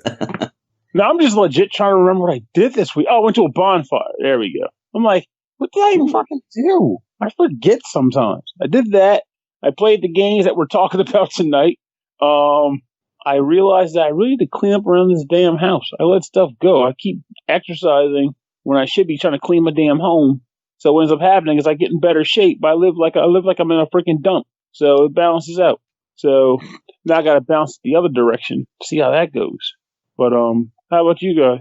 Well, I bought a game I probably shouldn't have bought today. I bought the special edition of WWE 2K20. Oh, no. I did. And there was only was there a fucking steelbook? No, there was an autographed Edge card. Oh. That's the only reason I did it, was because it was an Edge card. I was friends with the manager at the GameStop, and there was one on clearance for like $60, and which is still way more than I ever should have paid for that fucking game. But I was like, dude, especially in the year 2020. Yeah. It was on clearance for $60. How much was it retail? $120, something like that. Okay, I guess that means that's 50% off. But I thought they could have gone for clearance, but that makes sense. It was kind of worth it for the DLC anyway, because the DLC for those games rarely goes on sale, and that's like $40 right there. But Jesus. It came with a piece of ring skirt from an episode, and then it came with an autographed card of either Kurt Angle, Rey Mysterio, or Edge. And I wanted Edge, and the guy opened the game at the store. He's like, hey, it's Edge. And I'm like, fuck it, let's do this. So now I have a signed card of Edge hanging up on my wall. Nice. I'm happy. One other thing happened this weekend. Oh, boy, supercard codes. Do you play it? Do you want the codes? No, no. Okay. I did play Supercard like when it first came out, like a little bit. I mean, whatever. It is what it is. Well, if you want to get back into it, let me know and I'll send you the codes. Yeah, no, I don't think that's happening. Though I did see they did some Southpaw regional wrestling shit in there, which did almost get me back in, but I didn't. I'm trying, like, what is this game you were talking about? Almost like Super. It's a phone WWE gotcha game, basically. Oh, okay. For me, I was thinking it was like a WWE, like Mario Kart or something. No, you're thinking of Crush Hour, obviously. WWE Crush Hour. That's an actual thing. Yes. All right, I love how I was wrong, but also right. Like, it does exist. That was like at the tail end of, I think it was the tail end of WWE's wrestling's like big turn of the century popularity. It came out in 2003 on PlayStation 2 and GameCube. Yeah, Car Combat. Yeah, that was a pretty awful game. I'd say the closest we've ever come, in my opinion, to a real life person being in a karting game and it being fun was Danica Patrick in Sonic Racing. Oh no, Nickelodeon Kart Racers 2 has that JoJo Siwa girl in it. Oh god. Yeah.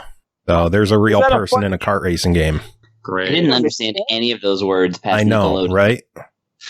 But that's the trail. Like, was it fun though? Or was it just like, It was actually pretty solid. The new kart racing game it showed that they actually cared this time. Okay. I can give it that then. Because sometimes when it comes to the licensed products, it's hard to give them a chance because you're like, this is clearly phoned in. Was it phoned in? Who the hell knows? But it sure as hell likely feels like it will be. Like, the odds of it being phoned in are not in your favor, as they probably will. The first Nickelodeon Kart Racers was abysmal. 96% of Google users like this game. Kart Racers 2, that is. Yeah, it's pretty solid. We covered it on the last episode, and I think $40 might be a little on the higher end. $30 would have been better, but I still think it's worth picking up and checking out if you're into some kart racing goodness. You lost me at JoJo. Well, you don't have to use her. I mean, but if you want to go on quite the bizarre adventure, pick her. Wrong JoJo, Pernell. Wrong JoJo. You know what? No, let's go with that JoJo. Let's get that JoJo and Nickelodeon Kart Racers. Yeah, now we're talking. All right, okay. Make that shit happen. Business just picked up. Well, since we're talking about games, should we get on to the actual reviews instead of me talking about something we already covered? Mm-hmm. Sure. All right, first game to talk about. Twist our arm about it. Is there something else you want to talk about, Tim? No, I'm good. Okay. First game to talk about tonight is called Foregone, developed and published by Big Blue Bubble, released October 13th on Xbox One, Switch, and PS4 for $29.99. Foregone is a fast and fluid 2D action platformer packed with legendary loot and stunning pixel art. Collect an arsenal of powerful weapons and unravel a compelling story of regret and conspiracy as you slice your way through hordes of enemies to save the Calagon. Tim and Pernell, you guys both covered this. Who wants to start? Pernell, you start talking. First, I'll jump in after. All right, Tim, you start off. Okay, so yeah, this is a 2D action RPG. I don't know, Pernell, did you get a bit of a Souls vibe off of this thing? I mean, maybe not a vibe, but like I don't know, when I first. It's literally that styling of gameplay. Like, I won't say it's like 1-to-1 because obviously there's differences. Yeah. But they were definitely gunning for the whole, drop your loot, go pick it up, Yeah. Well, it was just the thing that got me is like, I don't know, like Joe ran this game by me and I just like took a quick glance at it. I was like, oh, okay, yeah, sure. That doesn't look like total garbage. I'll play it. Your standards are so high sometimes. Sometimes, depends on what mood you catch me in. Yeah, so I was like, okay, I didn't know exactly what it was, but like the second I got through the tutorial and got to the hub and like just walked up to like the thing you use to upgrade, I was like, oh, this is a Souls game. I get it already. Just like from that, I don't know why. It was just like, oh, okay, yes, I immediately understand what's going on here. Oh, and there's a blacksmith over here. Like, okay, yeah, sure. Gee, I wonder what's going to happen when I die. So yeah, it's a 2D, not purely melee-based combat. You get a gun or other ranged weapon that you have at your disposal as well. But yeah, you go out, you venture out into the world. When you die, you drop all your shit where you stood, and you're teleported back to the hub, and then you got to walk your way back out there to pick your shit back up. On the positive, you just don't drop your gear. Like, you just drop basically the currency. You drop your money and your upgrade currency. It can be a lot, to be sure. It can be quite a bit of stuff. But yeah, you don't drop your items. Well, I will say one thing I like that they did in this game that like something like Dark Souls doesn't do is I'm not sure if it's always after your first death or if it's a certain point, but they basically end up having a guy at the teleportation who will charge you half of your loot to just send you right back to it. So if your focus is more on progressing through the game and not so much about, amassing all of your money, you might just start paying and just get work back every time. Yeah, I thought that was an interesting thing to add in there. I think it might be after your second time. But yeah, it's like first or second, like that dude just suddenly appears there and it's just like, maybe if you dropped a particularly large amount of stuff or it's really, really far away, you can just shoot yourself back there for the cost of half your junk.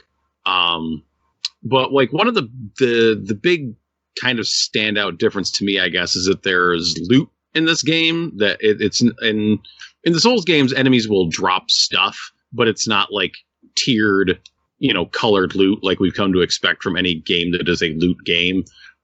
No, this game is dropping loot. It's dropping different swords or different, I guess, melee weapons, swords, spears, daggers, different types of swords, different types of guns with different rarities on them, with like different effect properties on them as well. Quite a bit. What were you about to say? I was just jumping in because I want to say you can get gunchucks, which are freaking awesome, actually. Gunchucks? Yeah, gunchuck. Yes, gunchucks. I didn't like using them as much as I like saying the name, but they do have gun nunchucks. Yeah, which are nunchucks made out of guns. That sounds pretty amazing. It sounds like something from Enter the Gungeon. It does. So yeah, they do have those. Kind of one of my beefs with how the loot system works is that, like, so the blacksmith that's there in town. So there's two upgrade path things. There's like the aforementioned upgrade thing where it's like, oh, this is clearly a Souls game type upgrade path thing, where you can go and you can spend this one currency and you will get it'll upgrade stuff like it's not related to any weapon. So it's like, oh, you get more health. You can get more health when you have more health. You can upgrade your health. You can upgrade like your critical chance. There's like some branching paths that give you different properties on your attacks. And then you will also pick up like special abilities. Like the first two, one's a heal and one is like this aggressive dash maneuver. So you can upgrade that stuff as well. And that takes the one currency. The other currency is currency. It's money. It's gold. It's piles of money. And you can use that to just upgrade your weapons. And so the thing that ends up happening is like you'll pick up loot in the field. And it's this annoying thing that happens sometimes that I find annoying in loot games is that like you'll pick up stuff, but you won't know how good it really is and how well it compares to like the loot that you have until you upgrade it a couple times, which is always kind of annoying to me because it's like you have to spend to be like, oh, this isn't as quite as good as I thought it was anyways. And then you don't use it. You're just kind of wasting money. They do give you a lot of money in this game. I feel like at a pretty good rate. They aren't stingy about it. But that's just something that bugs me about, loot games is when you pick up loot and you're like, oh, I don't know if this is actually good. Like, I want to know, is the loot good? Is this loot dope? Should I be excited right now? I don't know. Pernell, what are your thoughts? Give us some thoughts. Well, I would say that like one thing about the game that I did kind of appreciate was the fact that, as goofy as it may sound, initially I didn't think of it as being a Souls game type game because when I think of Souls games, I also just instinctively lump together the whole slow, methodical pacing of it. But with this game, it does not. It's actually very fast and fluid. Like the main character can run. Well, that's not go nuts. I'm not going to say she's like Sonic the Hedgehog, but no. she runs. I mean, she jumps. There's like a dodge. The dodge in this game is actually a slide button, so you can slide under dudes. And the gunplay, I had mixed feelings about it because on one hand, I like the fact that the gunplay exists. When you fire it, you'll basically attack dudes from a distance, but there's no way to really aim it. You have to hope, unless I missed the lock-on button, you have to hope that the character auto aims at the enemy you want to shoot when you fire it. Otherwise, I also wish you could shoot while you're running, but like if you start shooting, you stop dead in your tracks. Yeah, it's probably. I wouldn't be surprised if that's related to the whole like auto aiming thing too. They're like, okay, we got to figure out who the closest guy is, and then connect projectiles. But it's at the same time, like it wasn't a game killer or breaker or anything like that. But it would have been nice if you like Tim said, you could actually like run and gun, but also use say like the right thumbstick to aim where you're firing the gun at if you're standing still or something, or even just hold a button down to do the stationary but aiming, system.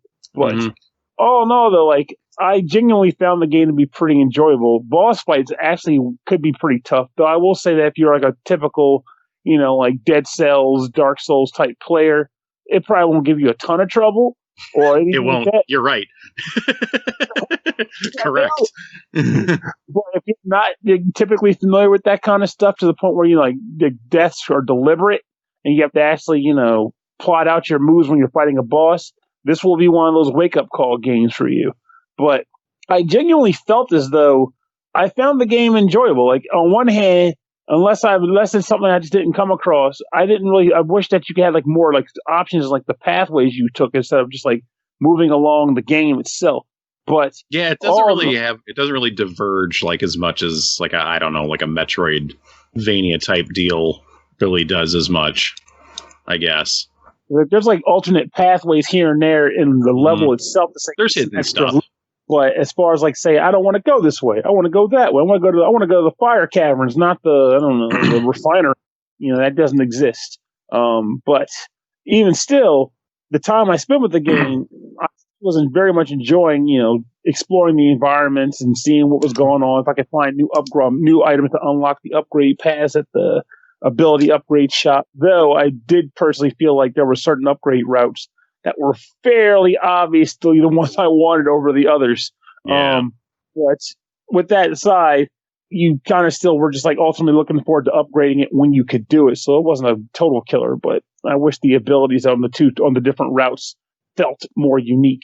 There are action abilities you can get, like Tim mentioned, you get the dash attack early on, and then you can eventually get the healing item. and then you'll get other ones too. But once you get the third item, you have to decide which ability you want to equip. You can only equip 2 at a time.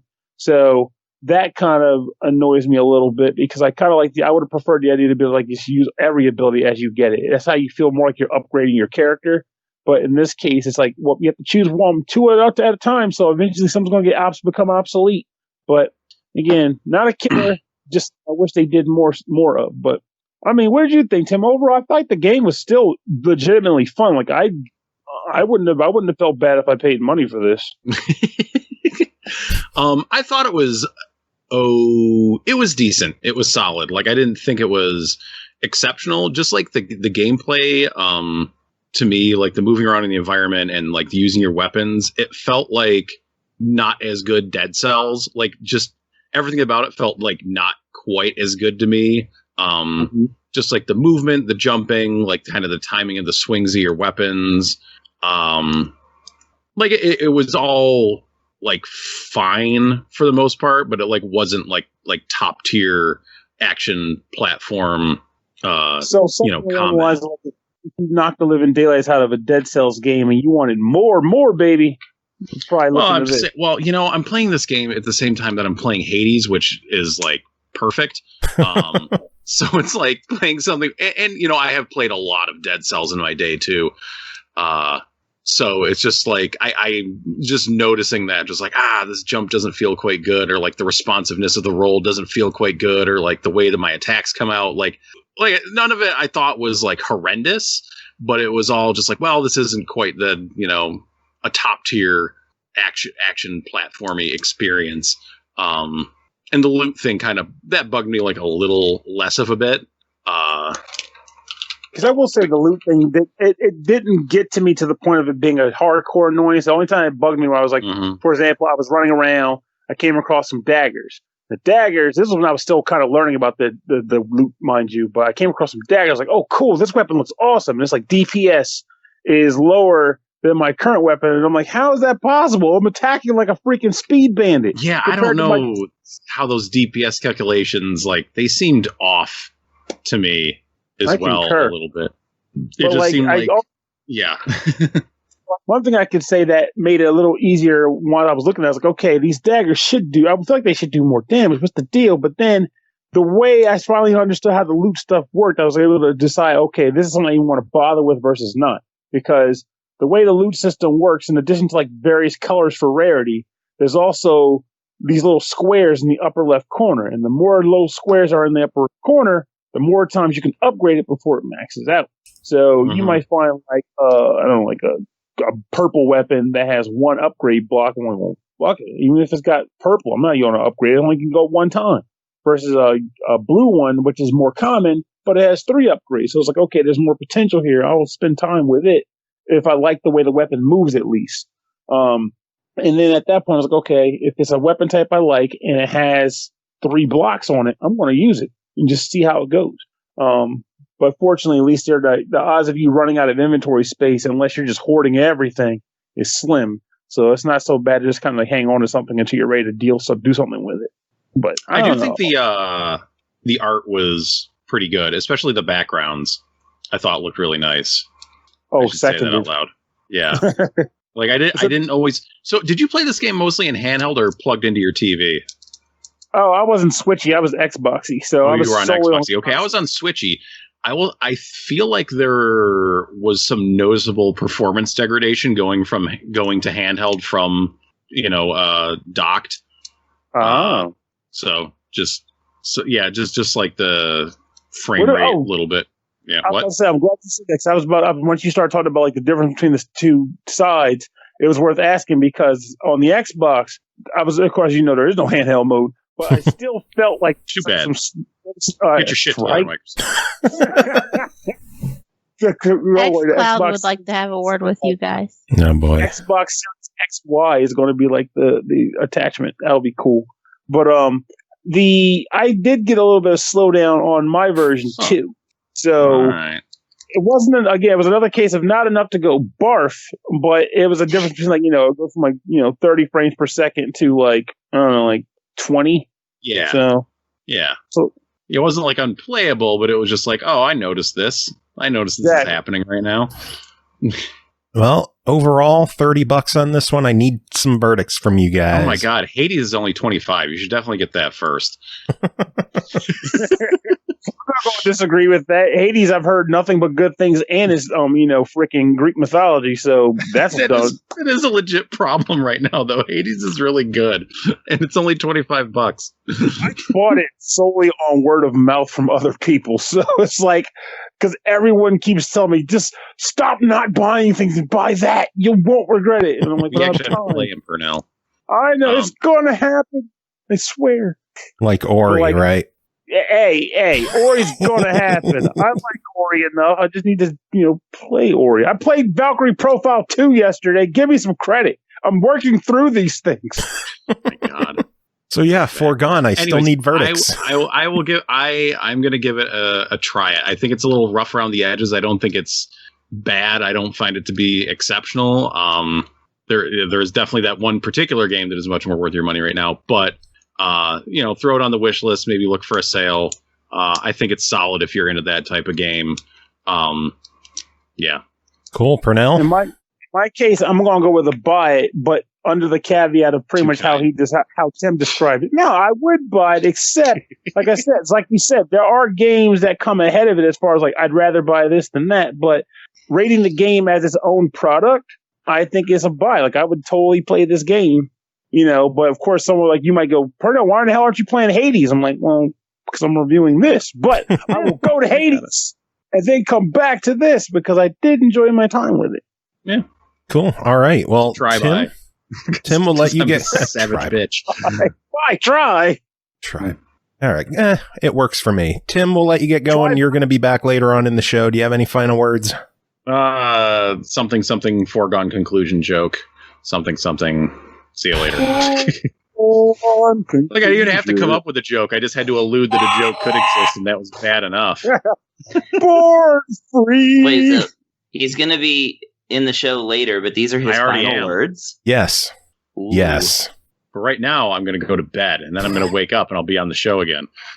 Yeah, when everyone else leaves, he'll come back. Yeah. You'll be on the show. It's complicated. It's time travel. It gets complex. We don't want to get into it.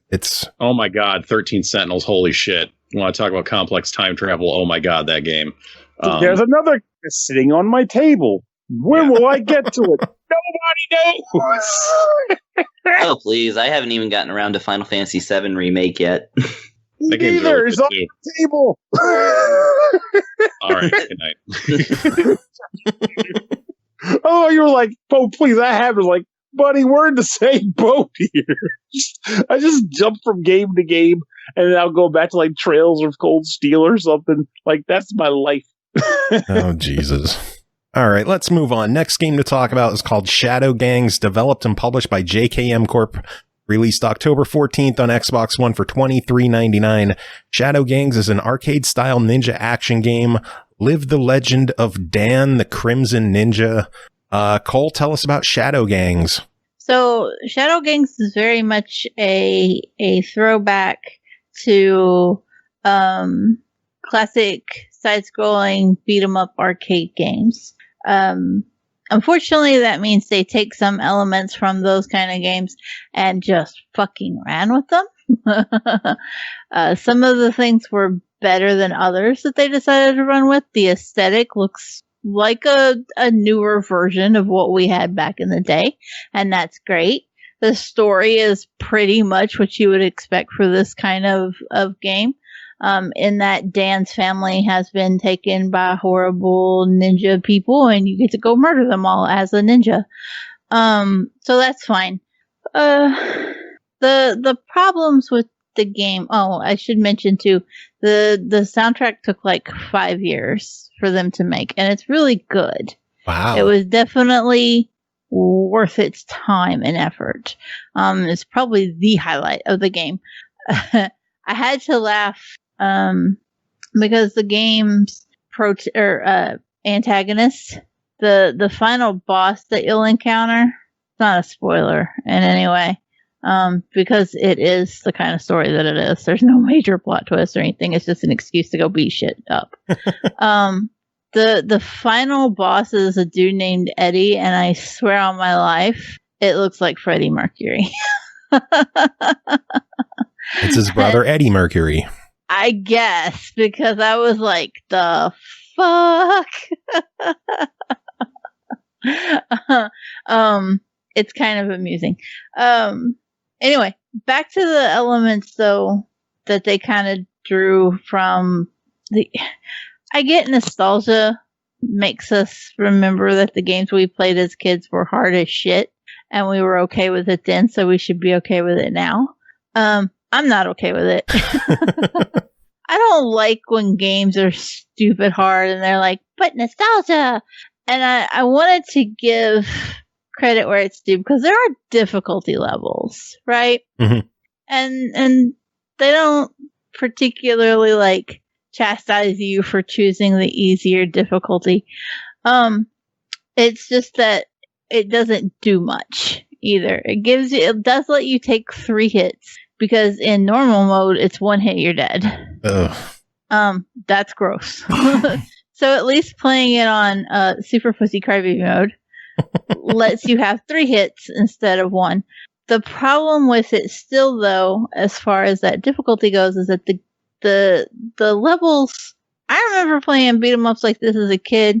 I remember playing Shaq Fu not too long ago, and like the levels took 2-3 minutes tops, right? Okay. But for whatever reason in Shadow Gangs, the levels just go on for fucking ever. And you feel like you're never going to get to the end of it. And then because you have so few hits, like the first time I hit a checkpoint was after I had died and restarted the first level 5 different times. Jeez. And it kind of feels like they want you to memorize the layout of the level and where the enemies are, except that sometimes they'll just pop up behind you for no good fucking reason. Or one time they'll hit you through a box where the other time they couldn't. There's a few things about the game that are just off. Which are? Well, the enemy spawning in random ass places is partially problematic, especially if it wants you to memorize. Like, some of them can shoot you. Like, if they all were forced to just run up to you and you had the option to deal with them with either melee or long range, that'd be one thing, right? But some of them can shoot you or throw things at you, and they can throw or shoot you from off screen. And so you don't know. Cheap deaths are terrible. I've seen a lot of games, like, if there are enemies off screen, they'll at least put an arrow or something to kind of indicate that you need to be paying attention to that area. Nothing in Shadow Gangs. So it's just going to pop you, and there isn't anything you can do about it. Another thing I found problematic, there are, I'm sorry, I'm saying a lot. There are these pickups that you can get to spell out the word kanji, and then you get to be a little more powerful. Like, you start off, you just have your fist in you're throwing, shurikens? Is that what they're called? Yeah. Shit. You start off with shuriken. You start off with just the shurikens, and then if you spell out enough of kanji, then you get to become the Crimson Ninja, and you can have an SMG. I don't know what a ninja needs with an SMG, but you get to have an SMG, and you can actually shoot back. All well and good, but there's actually, in the very first level, this was my biggest beef to it. Annoyed me so bad because I died so many bullshit times to this character. He's just laying down prone. You can't aim down at him. You can't. Your only option is to, like, jump off of a box and attack and hope that when you're in kanji, at least you get your sword, right? No. So you just have to hope, like, the sword clips him, and that's good enough. Otherwise, he stands up and shoots you, and you're midair, and there ain't shit you can do about it. That's the first. That's like maybe the 6th enemy you come across, and you're like, okay, what? Why?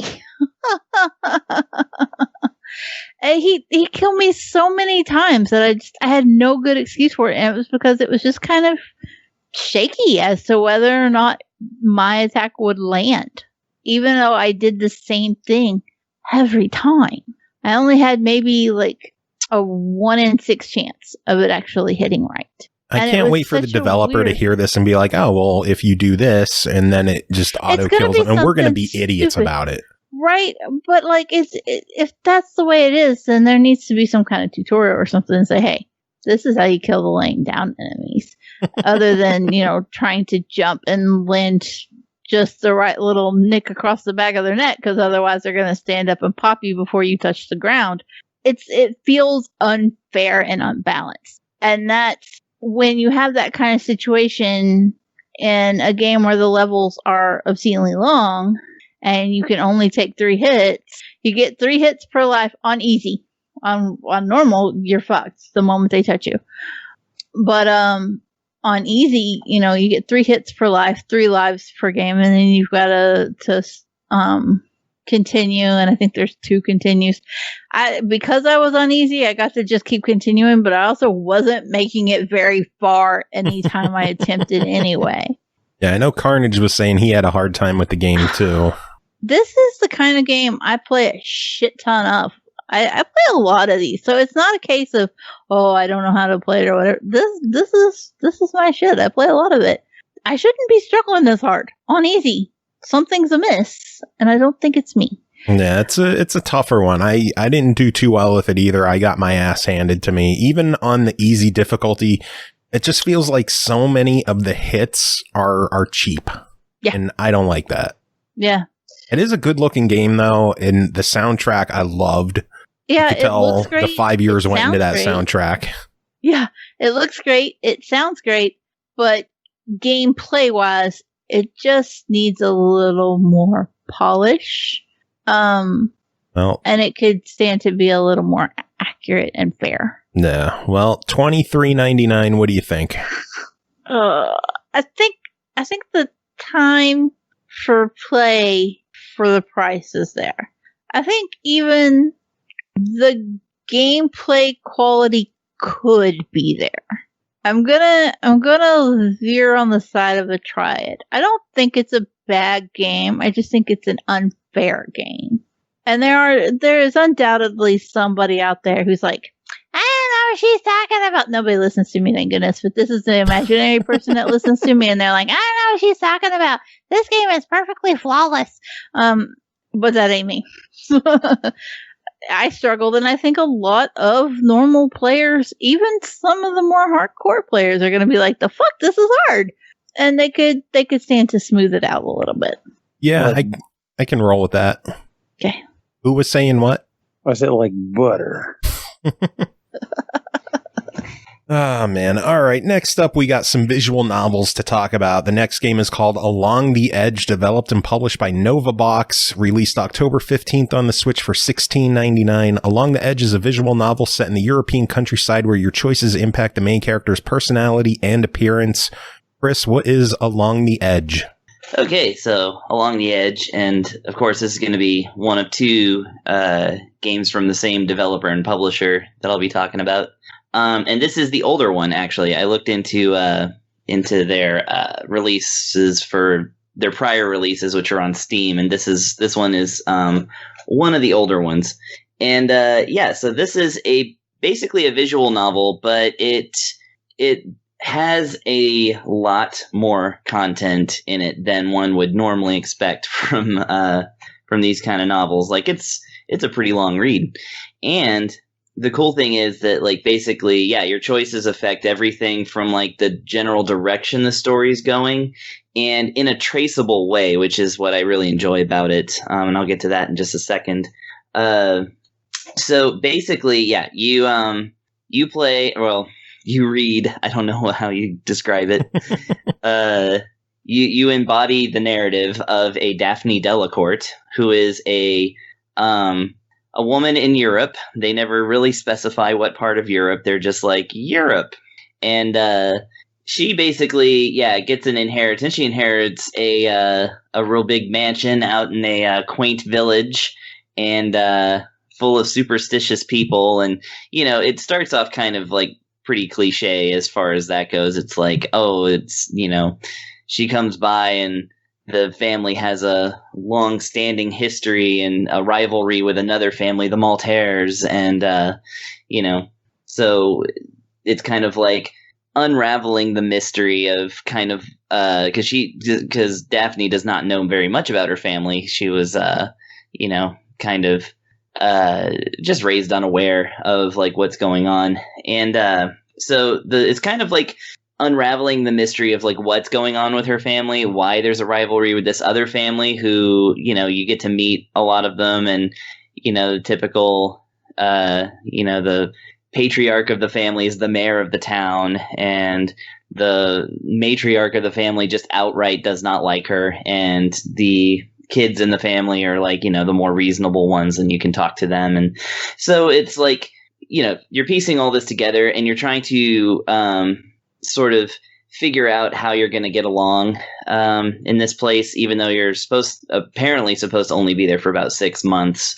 But and then of course accusations and phenomenon having to do with witchcraft end up happening, and I don't want to go too much into it without because I don't want to spoil it. But what I like about it, there's definitely a touch of like occultish type, fictiony stuff, like magical stuff, and magical. Yeah. And what I like about this story is that the whole time, like, it's basically this, as opposed to the game that we're going to talk about in a little bit. This one is more of a classic visual novel in that a lot of the dialogue are these are characters on either side of the screen, and the game does this thing in this particular game where whoever's talking is in focus and whoever's not talking is not in focus, and that's a little distracting because if you're looking at a character portrait and then it goes blurry because the other character's talking, it took me a while to get used to that. But anyways, so yeah, that's the story. What I like about it is that it's twists and turns at every point. Like, you never know what's going to happen next. It starts off like the biggest cliche, and then like as things keep going, you just genuinely don't know what's going on. And the game tells you at the very beginning, it's like every decision that you make is going to influence the story in a certain way, all the way down to the look of your character, because she changes looks sometimes in the story. And it's all going to lead to an ending, and there's no decision is necessarily wrong, and there's no bad ending. So you're just driving yourself towards a certain kind of ending. And so in that sense, it's like there's no real pressure to like, if you slip up, and by the way, the game does not let you do over. You very much are in it as soon as you start the novel, and you can read. Of course, you can read everything that's been said. It's got a handy, like, if you missed a line of dialogue, you can press the minus button and it pops up the list of everything, like a Chemco RPG. And yeah, it's like, so here's the cool thing about like the story is that they basically, in a very vague way, they tell you that the decisions that you make are going to affect kind of a rating in one of 4 sort of stats, and they're vague. It's the sun, moon, stars, and a Rand McNally globe. So, not even kidding. It's literally called the globe. Anyways, so you can actually go to the achievement section, which will outline all of the different possibilities for like your storyline to like branch off into. And you'll notice that like sun and star will equal like one kind of storyline and ending, and then a moon and star will start another, and then globe and sun does another, and then globe and moon does another. So whenever you make your decision, even though you can't change it, it will light up one of those 4 icons, and you'll know kind of what path you're on. So I quite like that, because it means that you can kind of sort of figure out just through the context of the stories, like what's actually going, what decisions affect what stats. And so then it becomes easy to kind of trace back through and like, get the other content if you so desire. And you will desire, because this is a very well written story. The backgrounds, interestingly, like, okay, so the characters are drawn in like a kind of pencil-y comic book sort of way. Looks pretty. all the characters look really nice, very effective art there. But then when it cuts away to like other things that happen, because like scenes that they're describing like often have like a whole different background to them, because it's not just like a static background like you'd see in a cheaper novel. They're actually like these really nice, colorful impressionist paintings. So you'll see a lot of impressionism in this game, and so like there's an element of like real art here. Yeah, I like what I'm seeing through the screenshots. Yeah, like it's actually really really good stuff. And like, so in that sense, writing's good, the art's good, music's good. It's a little on the minimal side. I think it's mostly just pianos, but I mean, it's still effective. And of course, the music changes along with all the rest of the attitude of the scene. So if something starts to turn more sinister, let's say, then the music will turn more sinister. Like it's actually, the score like reacts to the story pretty well, considering that the story is changing with your decisions. So yeah, ultimately this is a really fascinating piece, and I really quite enjoyed looking at it and reading through it. Cool. $17. Your thoughts? I'd say worth it. Usually a visual novel of this caliber is more expensive. And like I said, you get a lot of content, and just given how dramatically the story can change, even though you're only really keeping track of one character, I'd say that, yeah, it's good. And I'd say it's a buy it for visual novel fans. Cool. Well, you got one more to talk about. That's called Seer's Isle, developed and published by Novabox, released October 15th on the Switch for $16.99. A group of shaman apprentices set foot on the shores of a sacred isle to be initiated to magic. As they progress through the wilderness looking for the seers, their spirit guides, they realize they're not alone. Who is this strange horned woman they are seeing in their dreams? Chris, tell us about Seer's Isle. Okay, so full disclosure right away. This is my preferred of the two for sure. Okay, so Seer's Isle is a later game in the release order for this publisher. So I think they picked up a few more tricks, and for sure this one I think is more representative of their current style, which they have another game called I think it's Across the Grooves or something like that for sale also, and that one seems to be more like this one. So Seer's Isle is, again, a visual novel, very much in the style of the other game, but they've actually done a lot more to kind of make this one stand out. So that's why, like, for one thing, soundtrack is a lot more lush. Like, it's got a lot more going on there. So I actually really quite enjoy the soundtrack. So this one, instead of following one character, simply organically through the choices that you make, you end up following one of four characters. And each one, of course, have actually a couple of different endings, and then several different, story elements that come up, and you get achievements at the end of the story, of course, that, like the other game, you can kind of collect them all, And in this one, it's the same system as the other as far as like the icons go, and they're even more vague this time. This time it's the eye, the hand, the man, and the deer. So, and as you make decisions that light those up, then that will kind of pull the story more in the direction of a different character. And in fact, you can unlock certain characters like story elements, even though your protagonist is technically someone else. So there's all kinds of stuff to collect in this one. So one other thing I like about this is that I mentioned the last game has the visual novel style where one character's on one side of the screen, the other character's on the other side of the screen. This one doesn't do it. This is a visual comic book.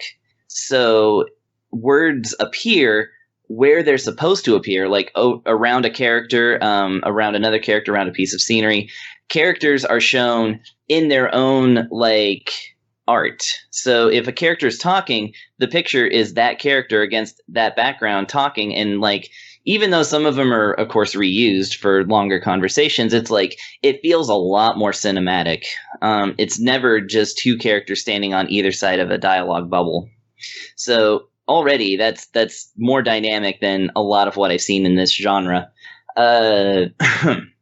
Writing's a lot better, I think. Actually, it's a lot more provocative because it's straight up dealing with fantasy and spirits, and the characters are all again, the premise is a little simple. It's like 7 people arrive at this island where they have to undergo trials to become shaman, and each one has his or her own motivation to become a shaman, and that involves passing trials given by the Seers, who are these mysterious magical creatures that live on this island. And of course, as the story progresses, the team of 7 kind of carves down to less people until ultimately you have your person that you're focused on. Now, this isn't just to say that you decide, this person's going to go do this obviously dangerous thing, and then they go off and get themselves killed. Like, it's actually like they deal with the things that happen in the story like a lot more believably and organically than all that. Having said, the game is friggin' weird, especially towards the end. As you like make your way towards the ending, like there's like all this kind of more complex stuff that happens. It's like, is this really a dream or is it reality? Is this a time travel type thing? It all becomes like a convoluted episode of Doctor Who or something at a certain point. But it's delightful and it's very compelling. This one really has you like pushing the button. Because it's a game. You push buttons. It's a game. Or touching the screen, by the way. Both games are touchscreen for if you want to just sit there and tap on it to get the next row of letters. This one also has the readback feature, although it's changed to the L button now instead of the minus button. And it adds one more option. I will say neither visual novel is very good on accessibility options, because only this game has a way to make the text size larger, which you're going to need if you're going to play this in portable mode. The other game doesn't even have that. Past that, they just have language volume and vibration. So, I mean, that's that's unfortunate. I hope that they add more there in the future. But having said, as far as the 2 visual novels go, this one is much more up my alley. In fact, I am going to go through like a whole different story as soon as I'm done with this review. Nice. Cole, I linked you to the game pages. What do you think of the artwork? I actually really like it. It has that unrefined, like Chris said, impressionistic look to it. When you're sketching out digitally, it's not uncommon to just use like blocky brushes and lay down your initial layers, and then you go back and like refine and blend and smooth everything. But it's neat to see like that more unfinished, unrefined look. It makes it feel a little distinctive, and a lot of artists kind of describe that their art, when it's still in that stage, feels like it's a little more alive and has more movement to it. So it's nice to see that being put to test in a game. Yeah, and I will say that Seer's Isle versus the other game, actually, I think they go for like not just straight up impressionism. It's like it really, it is something else. I'm not an artist, so I can't describe it as well. But it's just it pops a lot more for sure. Yeah, and it's compelling. Like you actually sit there and stare at it for a while instead of just moving the text along. There's a lot to be said about an artist too that can make that kind of unrefined look still track in a game and still like convey the emotion and stuff that they want, using without like going in and like over refining and over rendering things. It's really neat to see it done so well. Yeah. Oh, well, $17 on Seer's Isle. What do you think of this one? This one, I think, is, I think that they're both buyets, but I think this one's the real winner.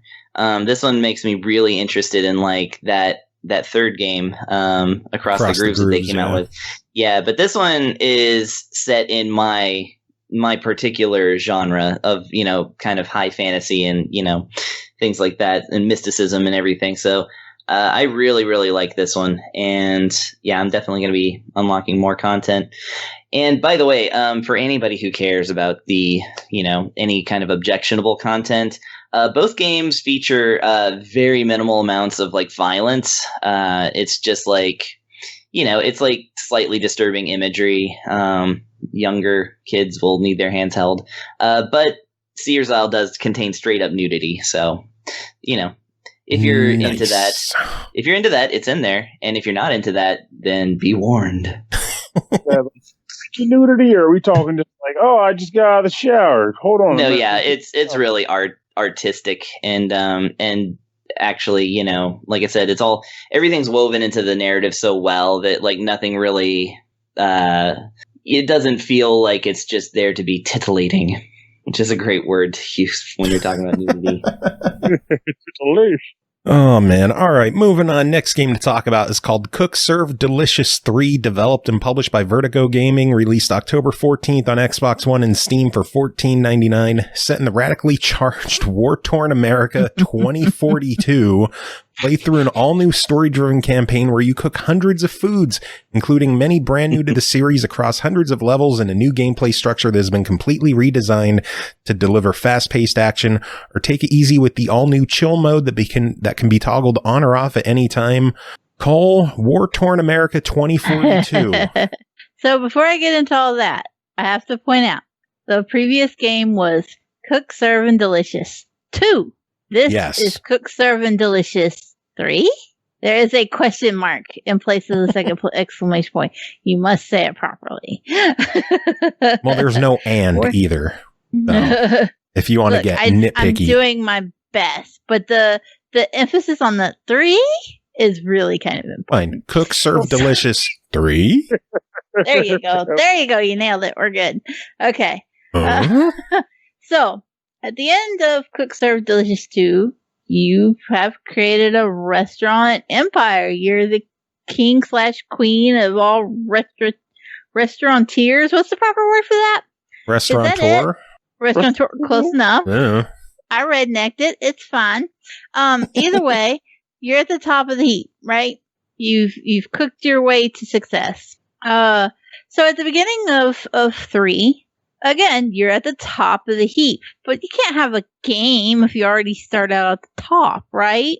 Right. So you know what happens? Within like 10 seconds of launching the game, your restaurant blows up. Damn. I hate when that happens. Delicious. It's so unfortunate. It's really, really wildly timed too. That it's just at the beginning of the new game. So your restaurant's blown up. And now what the fuck are you supposed to do? Your handy-dandy robot assistants, Whisk and Cleaver, find you among the rebel, and they have said, you're alive. Let's do what you do best. Start from nothing. Work Cook our some way up. goddamn food. That's right. But because this is the motherfucking apocalypse, you can't just put a restaurant in the middle of the rubble. So what are you going to do now? Food trucks, bitches. Mobile mayhem. You are now the chef of a food truck. And you need to drive this food truck all over the goddamn place, cooking up some food. I will say that the whole food truck element, there is like, you can crank up the difficulty a little, and there's like some kind of food truck mini game where you're like against another truck. But I'm not gonna lie to you, when I was going through the game's accessibility options, I was like, make this bitch as easy as possible. And I was like that for a reason. I really should play Cook Serve Delicious on PC, because it's ultimately meant to be a typing game. Okay? When you're playing it on PC, literally, like, the process for producing the food is like, you press T for tomato, or you press D to dunk in oil and fry something, right? It's very logical when it's tied to a keyboard. My complaint from 2 stands with 3, and that is that tying it to a controller makes you want to put your head through a wall. It is so unbelievably difficult to get the hang of. I will say I feel like they did a better job of organizing the recipe pages. In 2, I spent a lot of time just flipping through the pages, hoping I could eventually find the right ingredient for a recipe. Whereas with 3, it's just like, here's the recipe you're working on, here's the available ingredients, take what you need, right? So at least it like gets rid of a lot of the clutter that you had to shuffle through in 2 that made it that much harder. Especially because the whole premise is your customers get pissed and don't exactly have the most patience in the world. And so if their order's fucked up, or if you take too long, or if it's burnt or whatever, they'll dip the fuck out, and then you miss out on that order and the revenue from it. So at least the fact that they've like slimmed down the process of going through the ingredients, and they only narrow it down instead to here are all the ingredients that are already normally in this item. Pick from those. So you can still fuck up. You can still accidentally like put avocado on a burger that shouldn't have avocado, right? Mm-hmm. But at least it's not going to be like, okay, make me a burger. Here's 17 pages of ingredients, because that's how 2 was. Yeah. The reason that this is even more daunting is that you can't just, like I said, on PC, it's a typing game, right? You just press T, get a tomato. A gives you an avocado. Whatever is queued to whatever your recipe is. On Xbox, they do this unusual trick where you have to hold down the triggers for basically any interaction at all. I don't know why they do this. It seems reasonable enough. There's enough buttons on a controller that it could just be A, B, X, Y, and then like bump to the next page, A, B, X, Y. I don't understand the hold left trigger for this ingredient, hold right trigger for and A for that ingredient. Like, just make it a face button. So just simplify it. Yeah, and I mean, if I get that there's like other elements going on the screen, but you could easily make it to where you're tabbing. We see other simulation games have this kind of setup, and they don't require you to constantly be holding something. I want to point out, because I feel like I'm bitching about an accessibility thing here. Although it could just kind of be a pain in the ass for anybody. It's definitely a pain in the ass for somebody in my condition who gets hand fatigue and has crooked ass fingers. So that's problematic in its own. My hands are already hurting right now because I've been playing the game this whole time too, because I was just like, my hands don't hurt. Let me play it for a little bit, and now they hurt. Okay, Chris, playing while you review. Yeah. Well, to be fair, at least I played it before I reviewed it too. Shots fired. Pew, pew, pew, pew. Anyway. I resemble that remark. That was a lot of pew pew. So yeah, that's definitely an accessibility issue. In a lot of other ways, Cook Serve Delicious has a lot of accessibility features for a game of its variety. They have the options for colorblind settings. You can there's local co-op, so you can set the colors for player 1 and player 2. You can set if you're holding left bumper or left trigger, right bumper or right trigger. It's just that you have to hold one or the other, and the holding is my grief. You have to, or you can have the option to set down all the different colors. There's also something else that I would like to say they've thrown in, which is a bit of a hit and a bit of a miss. They've added the new chill mode, which I am 100% on board for. People don't get as pissed. They don't, you can still burn the food and fuck it up, but they're not going to just get mad and leave if you're not fast enough. I like that element of not feeling rushed, because again, hand, disability is a thing. Mm-hmm. The downside to this is that they did the cardinal sin. Disable achievements. It's not even that it disables all achievements. It's just that you can't even, in the game, you can't get a gold medal if you're in chill mode. It's silver, bronze or silver, and that's it. You can't effectively beat the game in chill mode. If you're gonna give an option that makes the game more playable, it should make the entire game playable. Don't lock out players for needing to have certain accessibility features implemented. So they did a lot of good. They just stopped short of doing it all good. No. Well, the end of the sentence, it should be well. They just kind of, they hit the wall for whatever reason. They were like, this is a good idea. And it's not. Which does block you off from some of the achievements because you have to be able. In fact, I don't think I've unlocked any of them. despite how much I've played. So maybe it does disable them all, because I've been playing in chill mode because I'm Martha-Riddick. It is what it is. So maybe it does unlock or block them all. I'm not sure. Or maybe I've just had a glitch. I don't know. Shit happens. I'm not looking through the list right now. I enjoyed my time with the game. I like a lot of the features they implemented. I'm really grateful for chill mode. I just don't want to be shut down for using it. Yeah. Well, overall, $15. What do you think? For $15, this is leaps and bounds better than 2. I like the route they've taken. I think it's a lot of fun. I appreciate all of the accessibility that's there. Just would like a little more. Yeah, I'm gonna go with a buy it. Cool. Yeah. All right. Well, one last game for the PartyCast is called Costume Kingdom, developed and published by Loveridge Designs and Stratton Studios, released October 1st on PS4 for $9.99. Take on the role of Rain, a young child on a quest to beat the Apex Cup while unknowingly saving Halloween. The Apex Cup is a competition held on Halloween night where the children of Monkchester use their Halloween in a tournament to see who is the champion. Pernell, tell us about Costume Kingdom.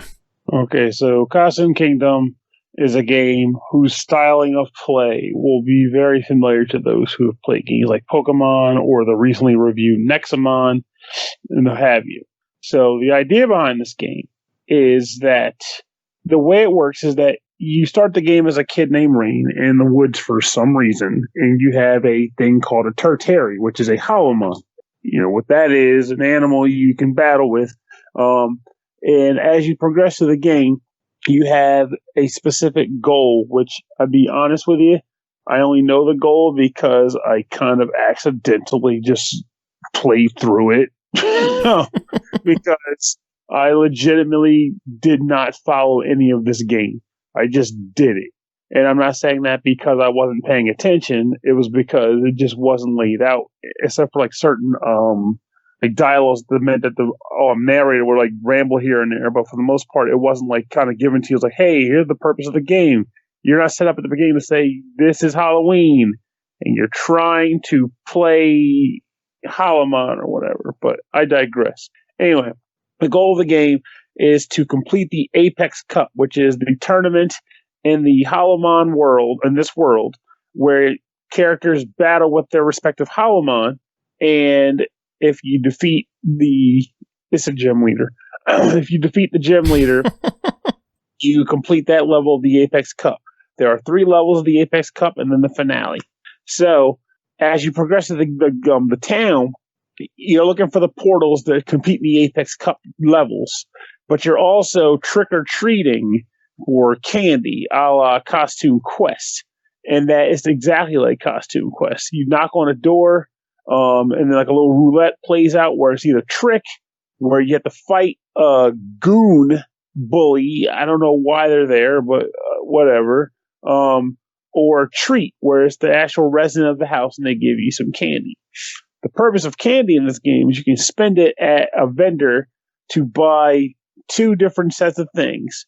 You can buy potions, which allow you to, well, not even so much potions, plural, but you can unlock the ability to use a potion in combat. Spoiler alert, I never use a single potion in any battle in the entire game.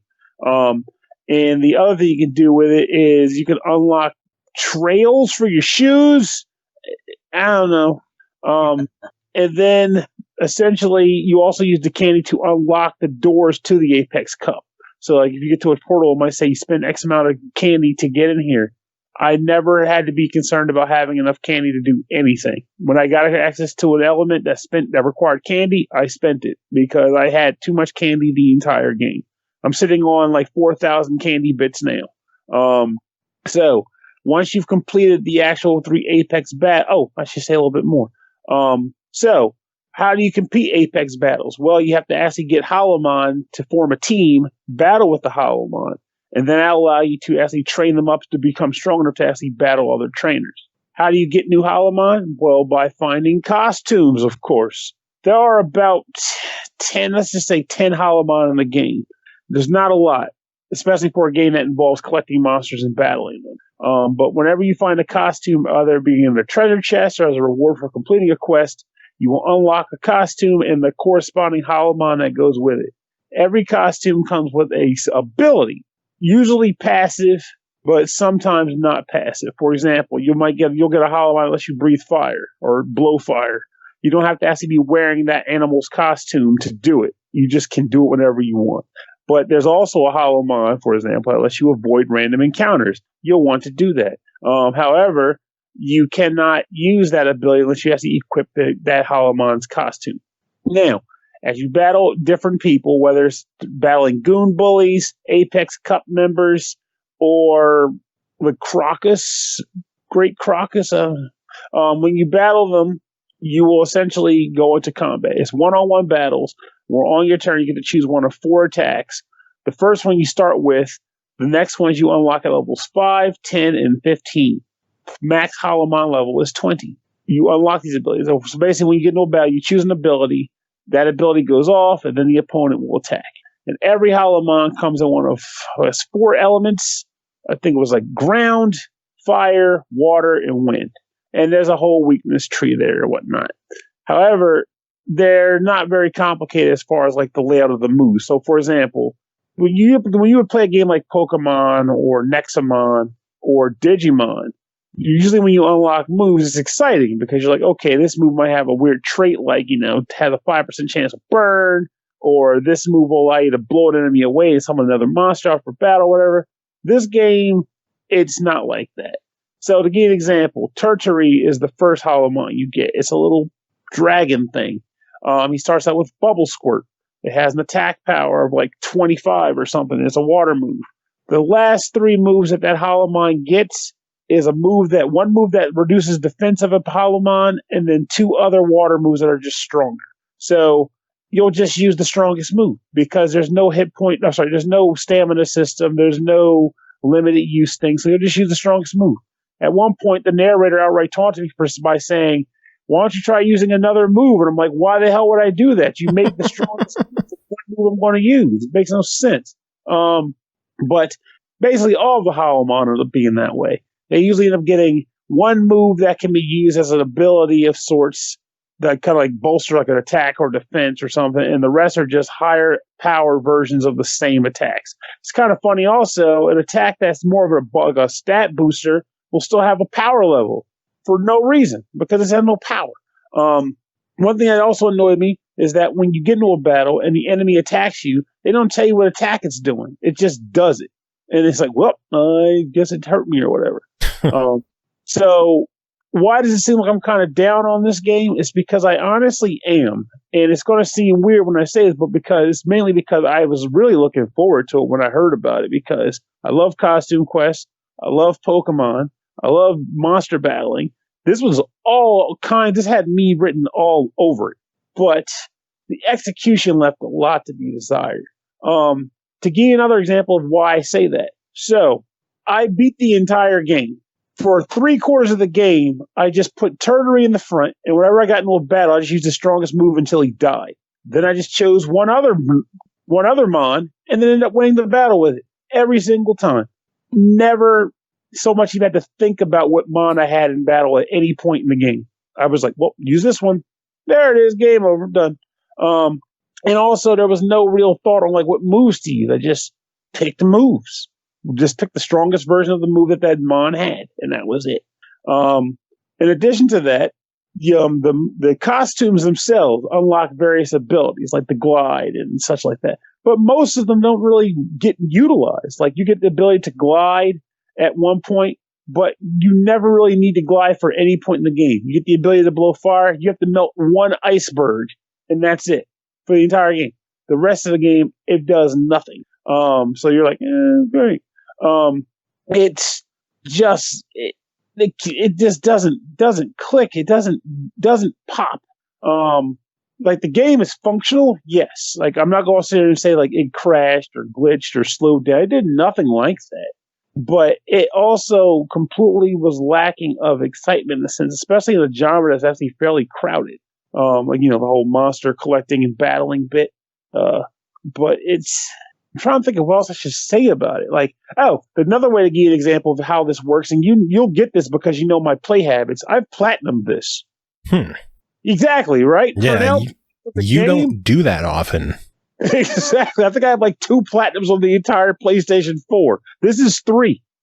So, Damn. and I own lots of games. So it's like, this is, yeesh. There's even a thing in the game that to this day I have no idea what it's for. It's something called the costume cannon with 2 ends, not 3.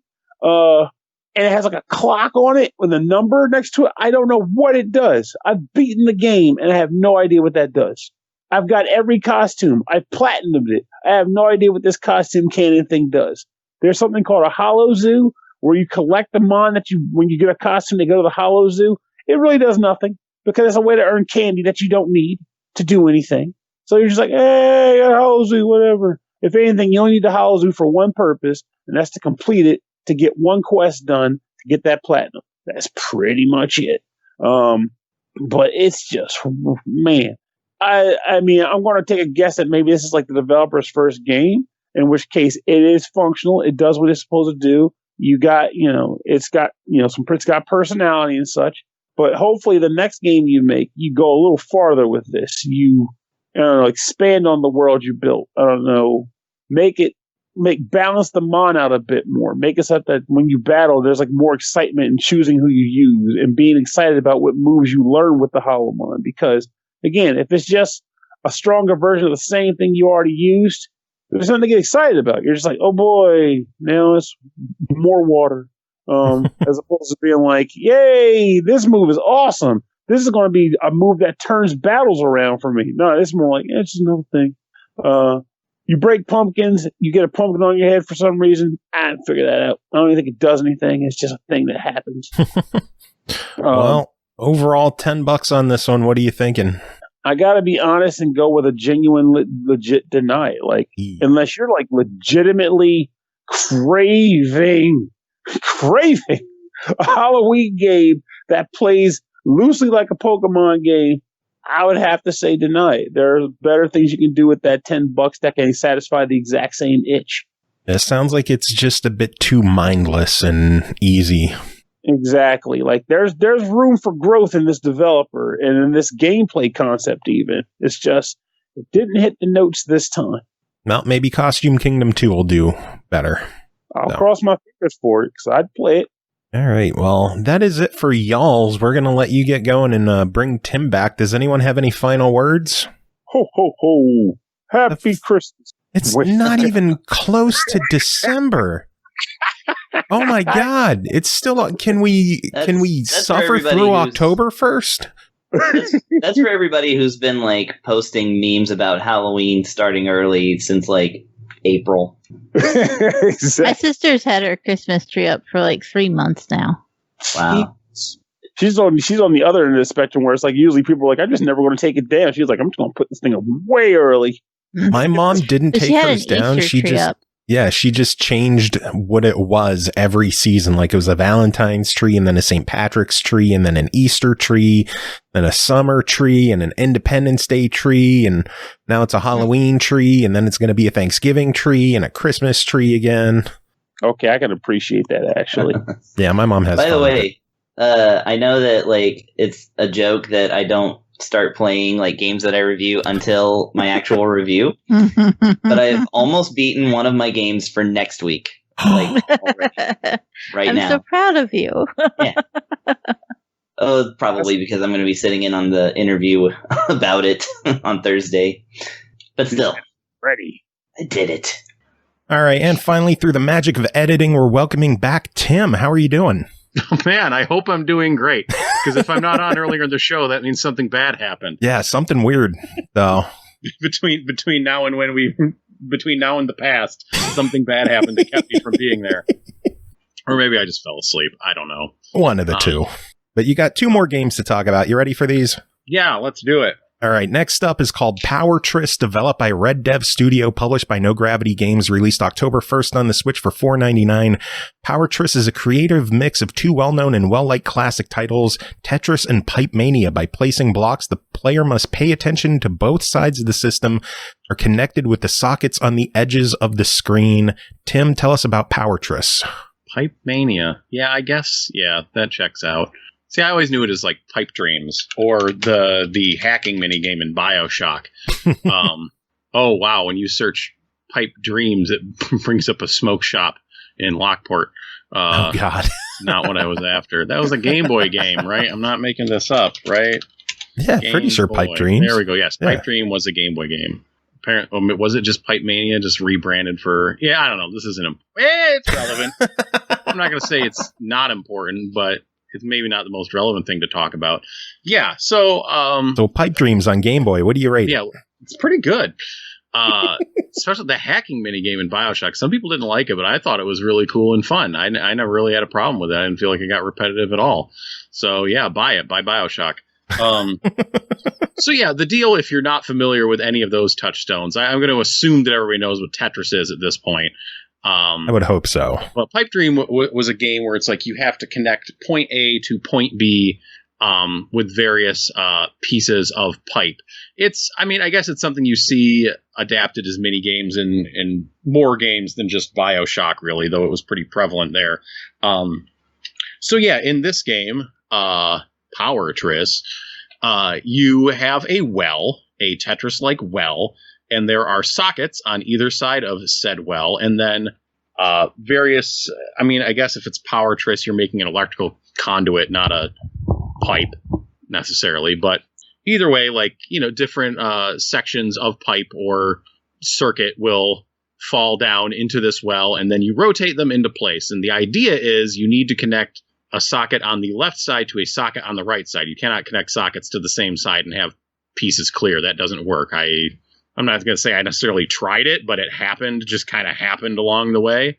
That is at base what you were doing. Yeah, no, it won't clear the pieces. You can't just do like a quick little elbow around. No, it's left side to right side. Though obviously the larger your pipe network or circuit network is before you complete the circuit to the, whatever the opposite side is, the more points you're going to get and the more stuff clears out. So if anything, if your stuff is connected to the circuit, it will all disappear. And I think some stuff that's just touching the circuit will disappear as well. It seems like sometimes, depending on the size of the circuit that you clear, because you can end up in situations where you have pieces just lying about in the bottom of your well that aren't connected to anything, or they are only connected to one side.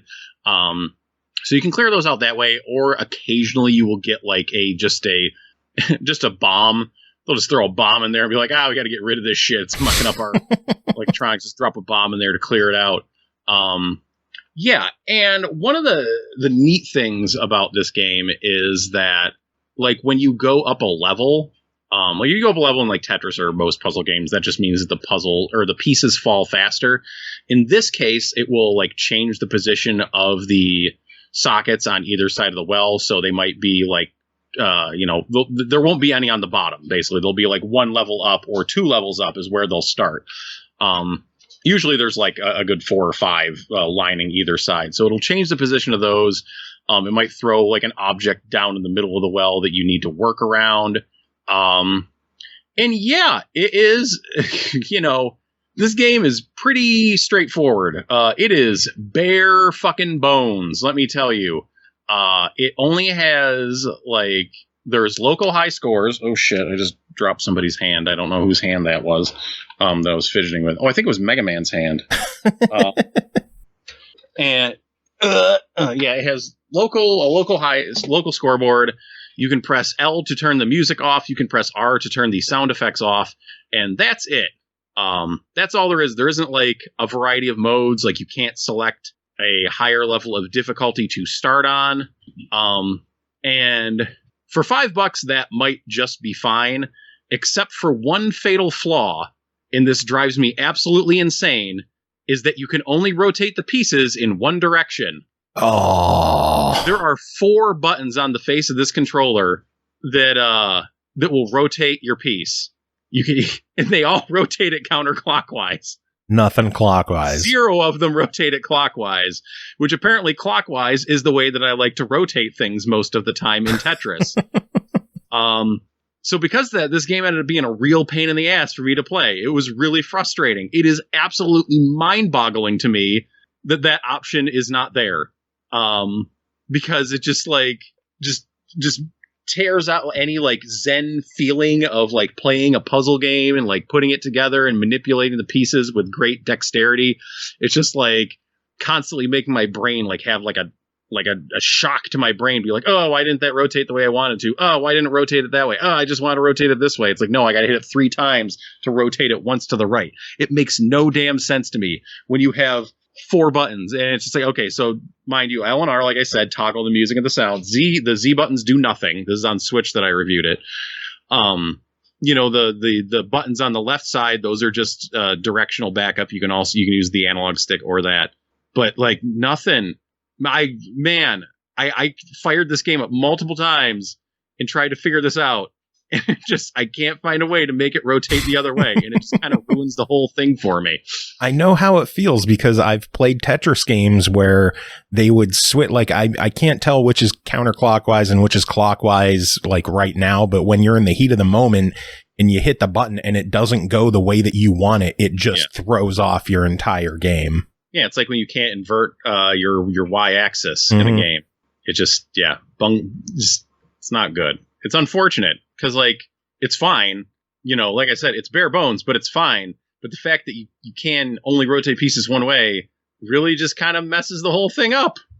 Really. It seems like that could be an easy fix, though. So if they listen to this and implement, you know, make 2 of the buttons clockwise, 2 of them counterclockwise. Yeah, sure. Sounds great. Then it's worth a try. But as of now, it's like, I don't know. I don't think, unless like maybe if counterclockwise is your way, you'd be fine with this. But it feels like at base, like you should have both either way available. Because, you know, as much as I have my preference, there are some times when it's just like I need to flip a piece the other way.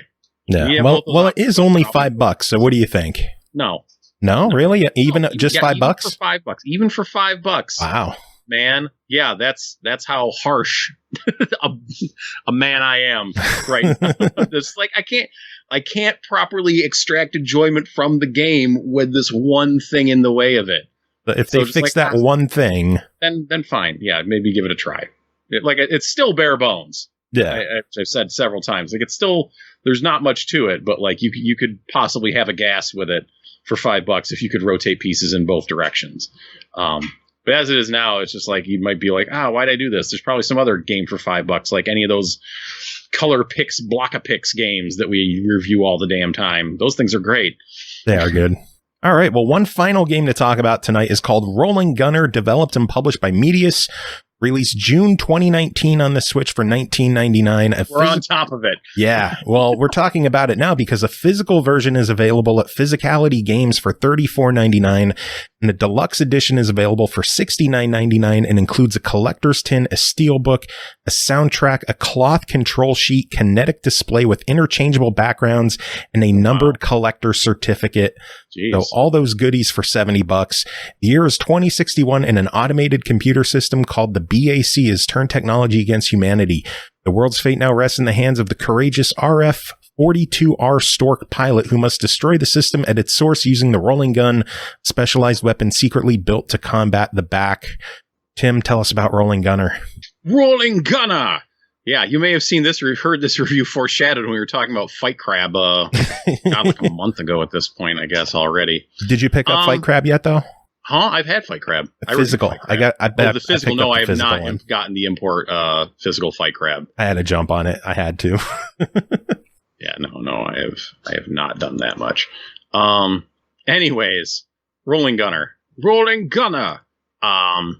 This is a horizontal scrolling bullet hell shooter game. Is it on anything besides the Switch? I feel like it must have been out on other things, but maybe it was somewhere else. I don't know. Oh, it's on Windows. Yeah, of course. But on Switch. And yeah, so we're checking it out here. And the idea is the mechanic that sets this game apart, the eponymous Rolling Gunner, is that you have a satellite that is on your, hanging out around your ship, I guess I should say. And you can rotate its position to kind of shoot in different directions. So it moves, it kind of drags behind you. So if you press your ship down, then that will drag the ship down, but make its gun point upwards. You hear what I'm saying here? Yeah. So that's kind of the gimmick, is that you can position this gun to shoot in different directions to hit enemies coming in from different areas. Not unlike how one might do with their... It's most reminiscent to me of the, the force modules in R-Type, which... In those games, you had to, you power the thing up and attach it to the front of your ship. But then when something was coming from behind you, you had to launch it off of your ship and then attach it to the behind so it would shoot backwards. But in this case, you just move your ship forward, and then the rolling gunner module will drag behind you and then just start shooting behind you, as it were. It has two different shooting modes. The gunner does. Like if you just hold down the Y button, like you're just shooting kind of straight ahead forward. Oh man, I'm going to screw this up now that I'm not thinking about it. Because that will lock in position where the thing is shooting. If you're holding down ZR to shoot, then it will keep moving as you move your ship around. But if you're holding Y, that's right, I think it stays where you are. But if you tap Y, then it has a different firing pattern depending on whether you're using ZR or Y. But if you tap Y, if you just tap it, that also activates the ZR thing, which is an interesting option, I guess I'll say, for some moments where maybe you're not moving around as much and you just want a slightly different bullet spread, or you want to, I don't know, even more quickly move that thing around somewhere without moving up to ZR. Either way. And then ZL, that is your bomb button. Bombs will also auto-activate if you get hit by something to save your ass, which happens. Always helpful. It's like, why is my bomb going off? Oh, something grazed me. Yeah, and there's three different ships with different speeds, different bullet spreads, depending on your style of play or what you're trying to do. And from there, we got a pretty, I would call well above standard bullet hell shooter game. In my opinion, I really enjoyed it. Like, I've reviewed a lot of shooters for this show, and I feel like a lot of times it's like, it's, they're solid, but they might have like this thing wrong with them, this little thing wrong with them. But, scrolling shooters are generally pretty fun to give a try, at least, regardless. For me anyway, it's just a fun genre. It's a genre that I enjoy. But this one I really, really dug. And I think a lot of it is that I think it has good balance to its difficulty and its difficulty selections. Like it does have just a straight casual mode with just what appears to be infinite ships, so you can just kind of fly through the game and have fun. It has 3 difficulty levels to its main setting. Like one of them is easier, one is normal, which is still really hard, and then there's the hard one which is just fucking impossible. It's like the first mini boss rolled up and fired its first wave of bullets at me, and I just laughed. I laughed and laughed. And one of my bombs went off because I got hit. Of course, I'm just like, no, this is terrible. But the game, they do a really good job. I think the color palette in this game is really good when it comes to the color of your shots, your ship, and the enemy shots. I feel like I've had some games I reviewed on here where I've had an issue kind of distinguishing enemy fire from my own fire, from background objects. But here it's pretty much all the enemy blasts are this very... They hang around in hues of blue and purple and red, and your shots tend to be more green. And it makes it really easy to pinpoint where you are. They have a little green dot on your ship to show you where the center thing blows up point is. But it made it very easy for my ancient eyes to pick things out and very clearly distinguish, okay, here's my ship, here's the bullets. Now I just got to learn patterns, and I don't feel like I'm getting dicked over or getting blown up for no reason. I could see what's going on better, and it made it a lot of fun. There are... Man, I meant to bring the thing down so I wouldn't forget any of the modes. But the game... It has, control options for changing up your controls. It has a bunch of different game options for tweaking the difficulty, the level of your bombs, lives, continues, etc. for just customizing your experience. It's a pretty, as much as I used the word bare bones earlier on this review block, I would not use it for this game. This seems to have a pretty robust set of all the stuff you would want, replays, and all that stuff that you'd want out of a shooter. It was really good. I really liked it. Cool. So $20 digital for this one. What do you think of it? Yeah, I think that's definitely worth a buy. Having played a lot of shooters on the Switch, both for review and like bought some of my own, like this is definitely one of the best like arcade shooter scrolling shooter games I've played on the Switch. Do you think collectors should keep an eye on this one at $70 for that deluxe edition with the collector tin and steelbook and soundtrack and all that other cool shit? Collectors are insane. But yeah, if you're into physical stuff, you're probably gonna buy that anyways. Even if you do the plain physical for $35, that's not a bad price. No, that's not a bad price for a physical at all. That's like $15 more than the digital version, just to have a physical copy hanging out on your shelf. And I don't know, for what it's worth, it feels like a lot of good scrolling shooters tend to go up in price a lot over time. As someone who owns a good deal of them or has tried to acquire them after the fact, they can get pretty darn pricey. If it turns out that in another like 10, 15 years, this is like a lost classic, then suddenly that collector's edition might actually be worth quite a bit of money.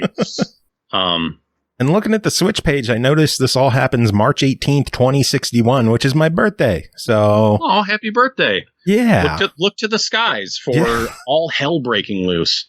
Just got to wait 41 more years and then we'll see if this is accurate. Yeah. I'm not going to last 41 more years. None of us are at this rate, man. Jesus. Fucking hell.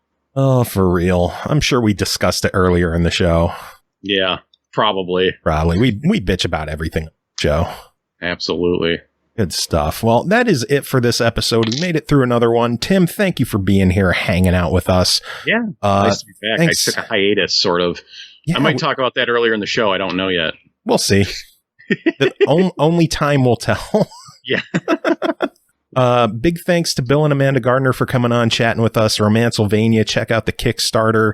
It looks to be absolutely ridiculous. So check the show notes, hit up the Kickstarter, go back it. Hopefully that one will make its goal. But that is it for this episode. Tim, do you have any final words to end it? Slay or lay. Are you looking it up? Yeah, of course I'm looking it up. You just said the word Romancylvania out loud. Yes. Am I not going to go look it up at least? Come on. Let me see this here. Oh, shit. Have they not launched the Kickstarter yet? It says notify on launch. Okay, so it's not actually up there yet, so I can't look at what their goals are yet. But yeah, good luck with that. I think it's supposed to launch the 13th or 14th, so we'll find out. It should be up by the time the episode's live. We'll find out. It's a thirsty Metroidvania. Yes. They definitely... My God. They definitely have got a good attitude here that I have to at least pay at a glance once that Kickstarter page is up. That's ridiculous. You'll have to listen to the interview. It's a really fun chat. Oh, are these images or are these just like fan shit? I don't know. A Dracula reality TV show. Okay, I mean, listen to the interview. You already did if you made it this far into the show, or unless you just skipped ahead to listen to me. Which you have fans. Oh, man, that looks like it has some good art to it. Yeah, I'm going to have to check this out once it launches. Sorry, completely honest feedback from someone who just heard of this game. So, yeah, final words? No, not really. Sorry. Ugh.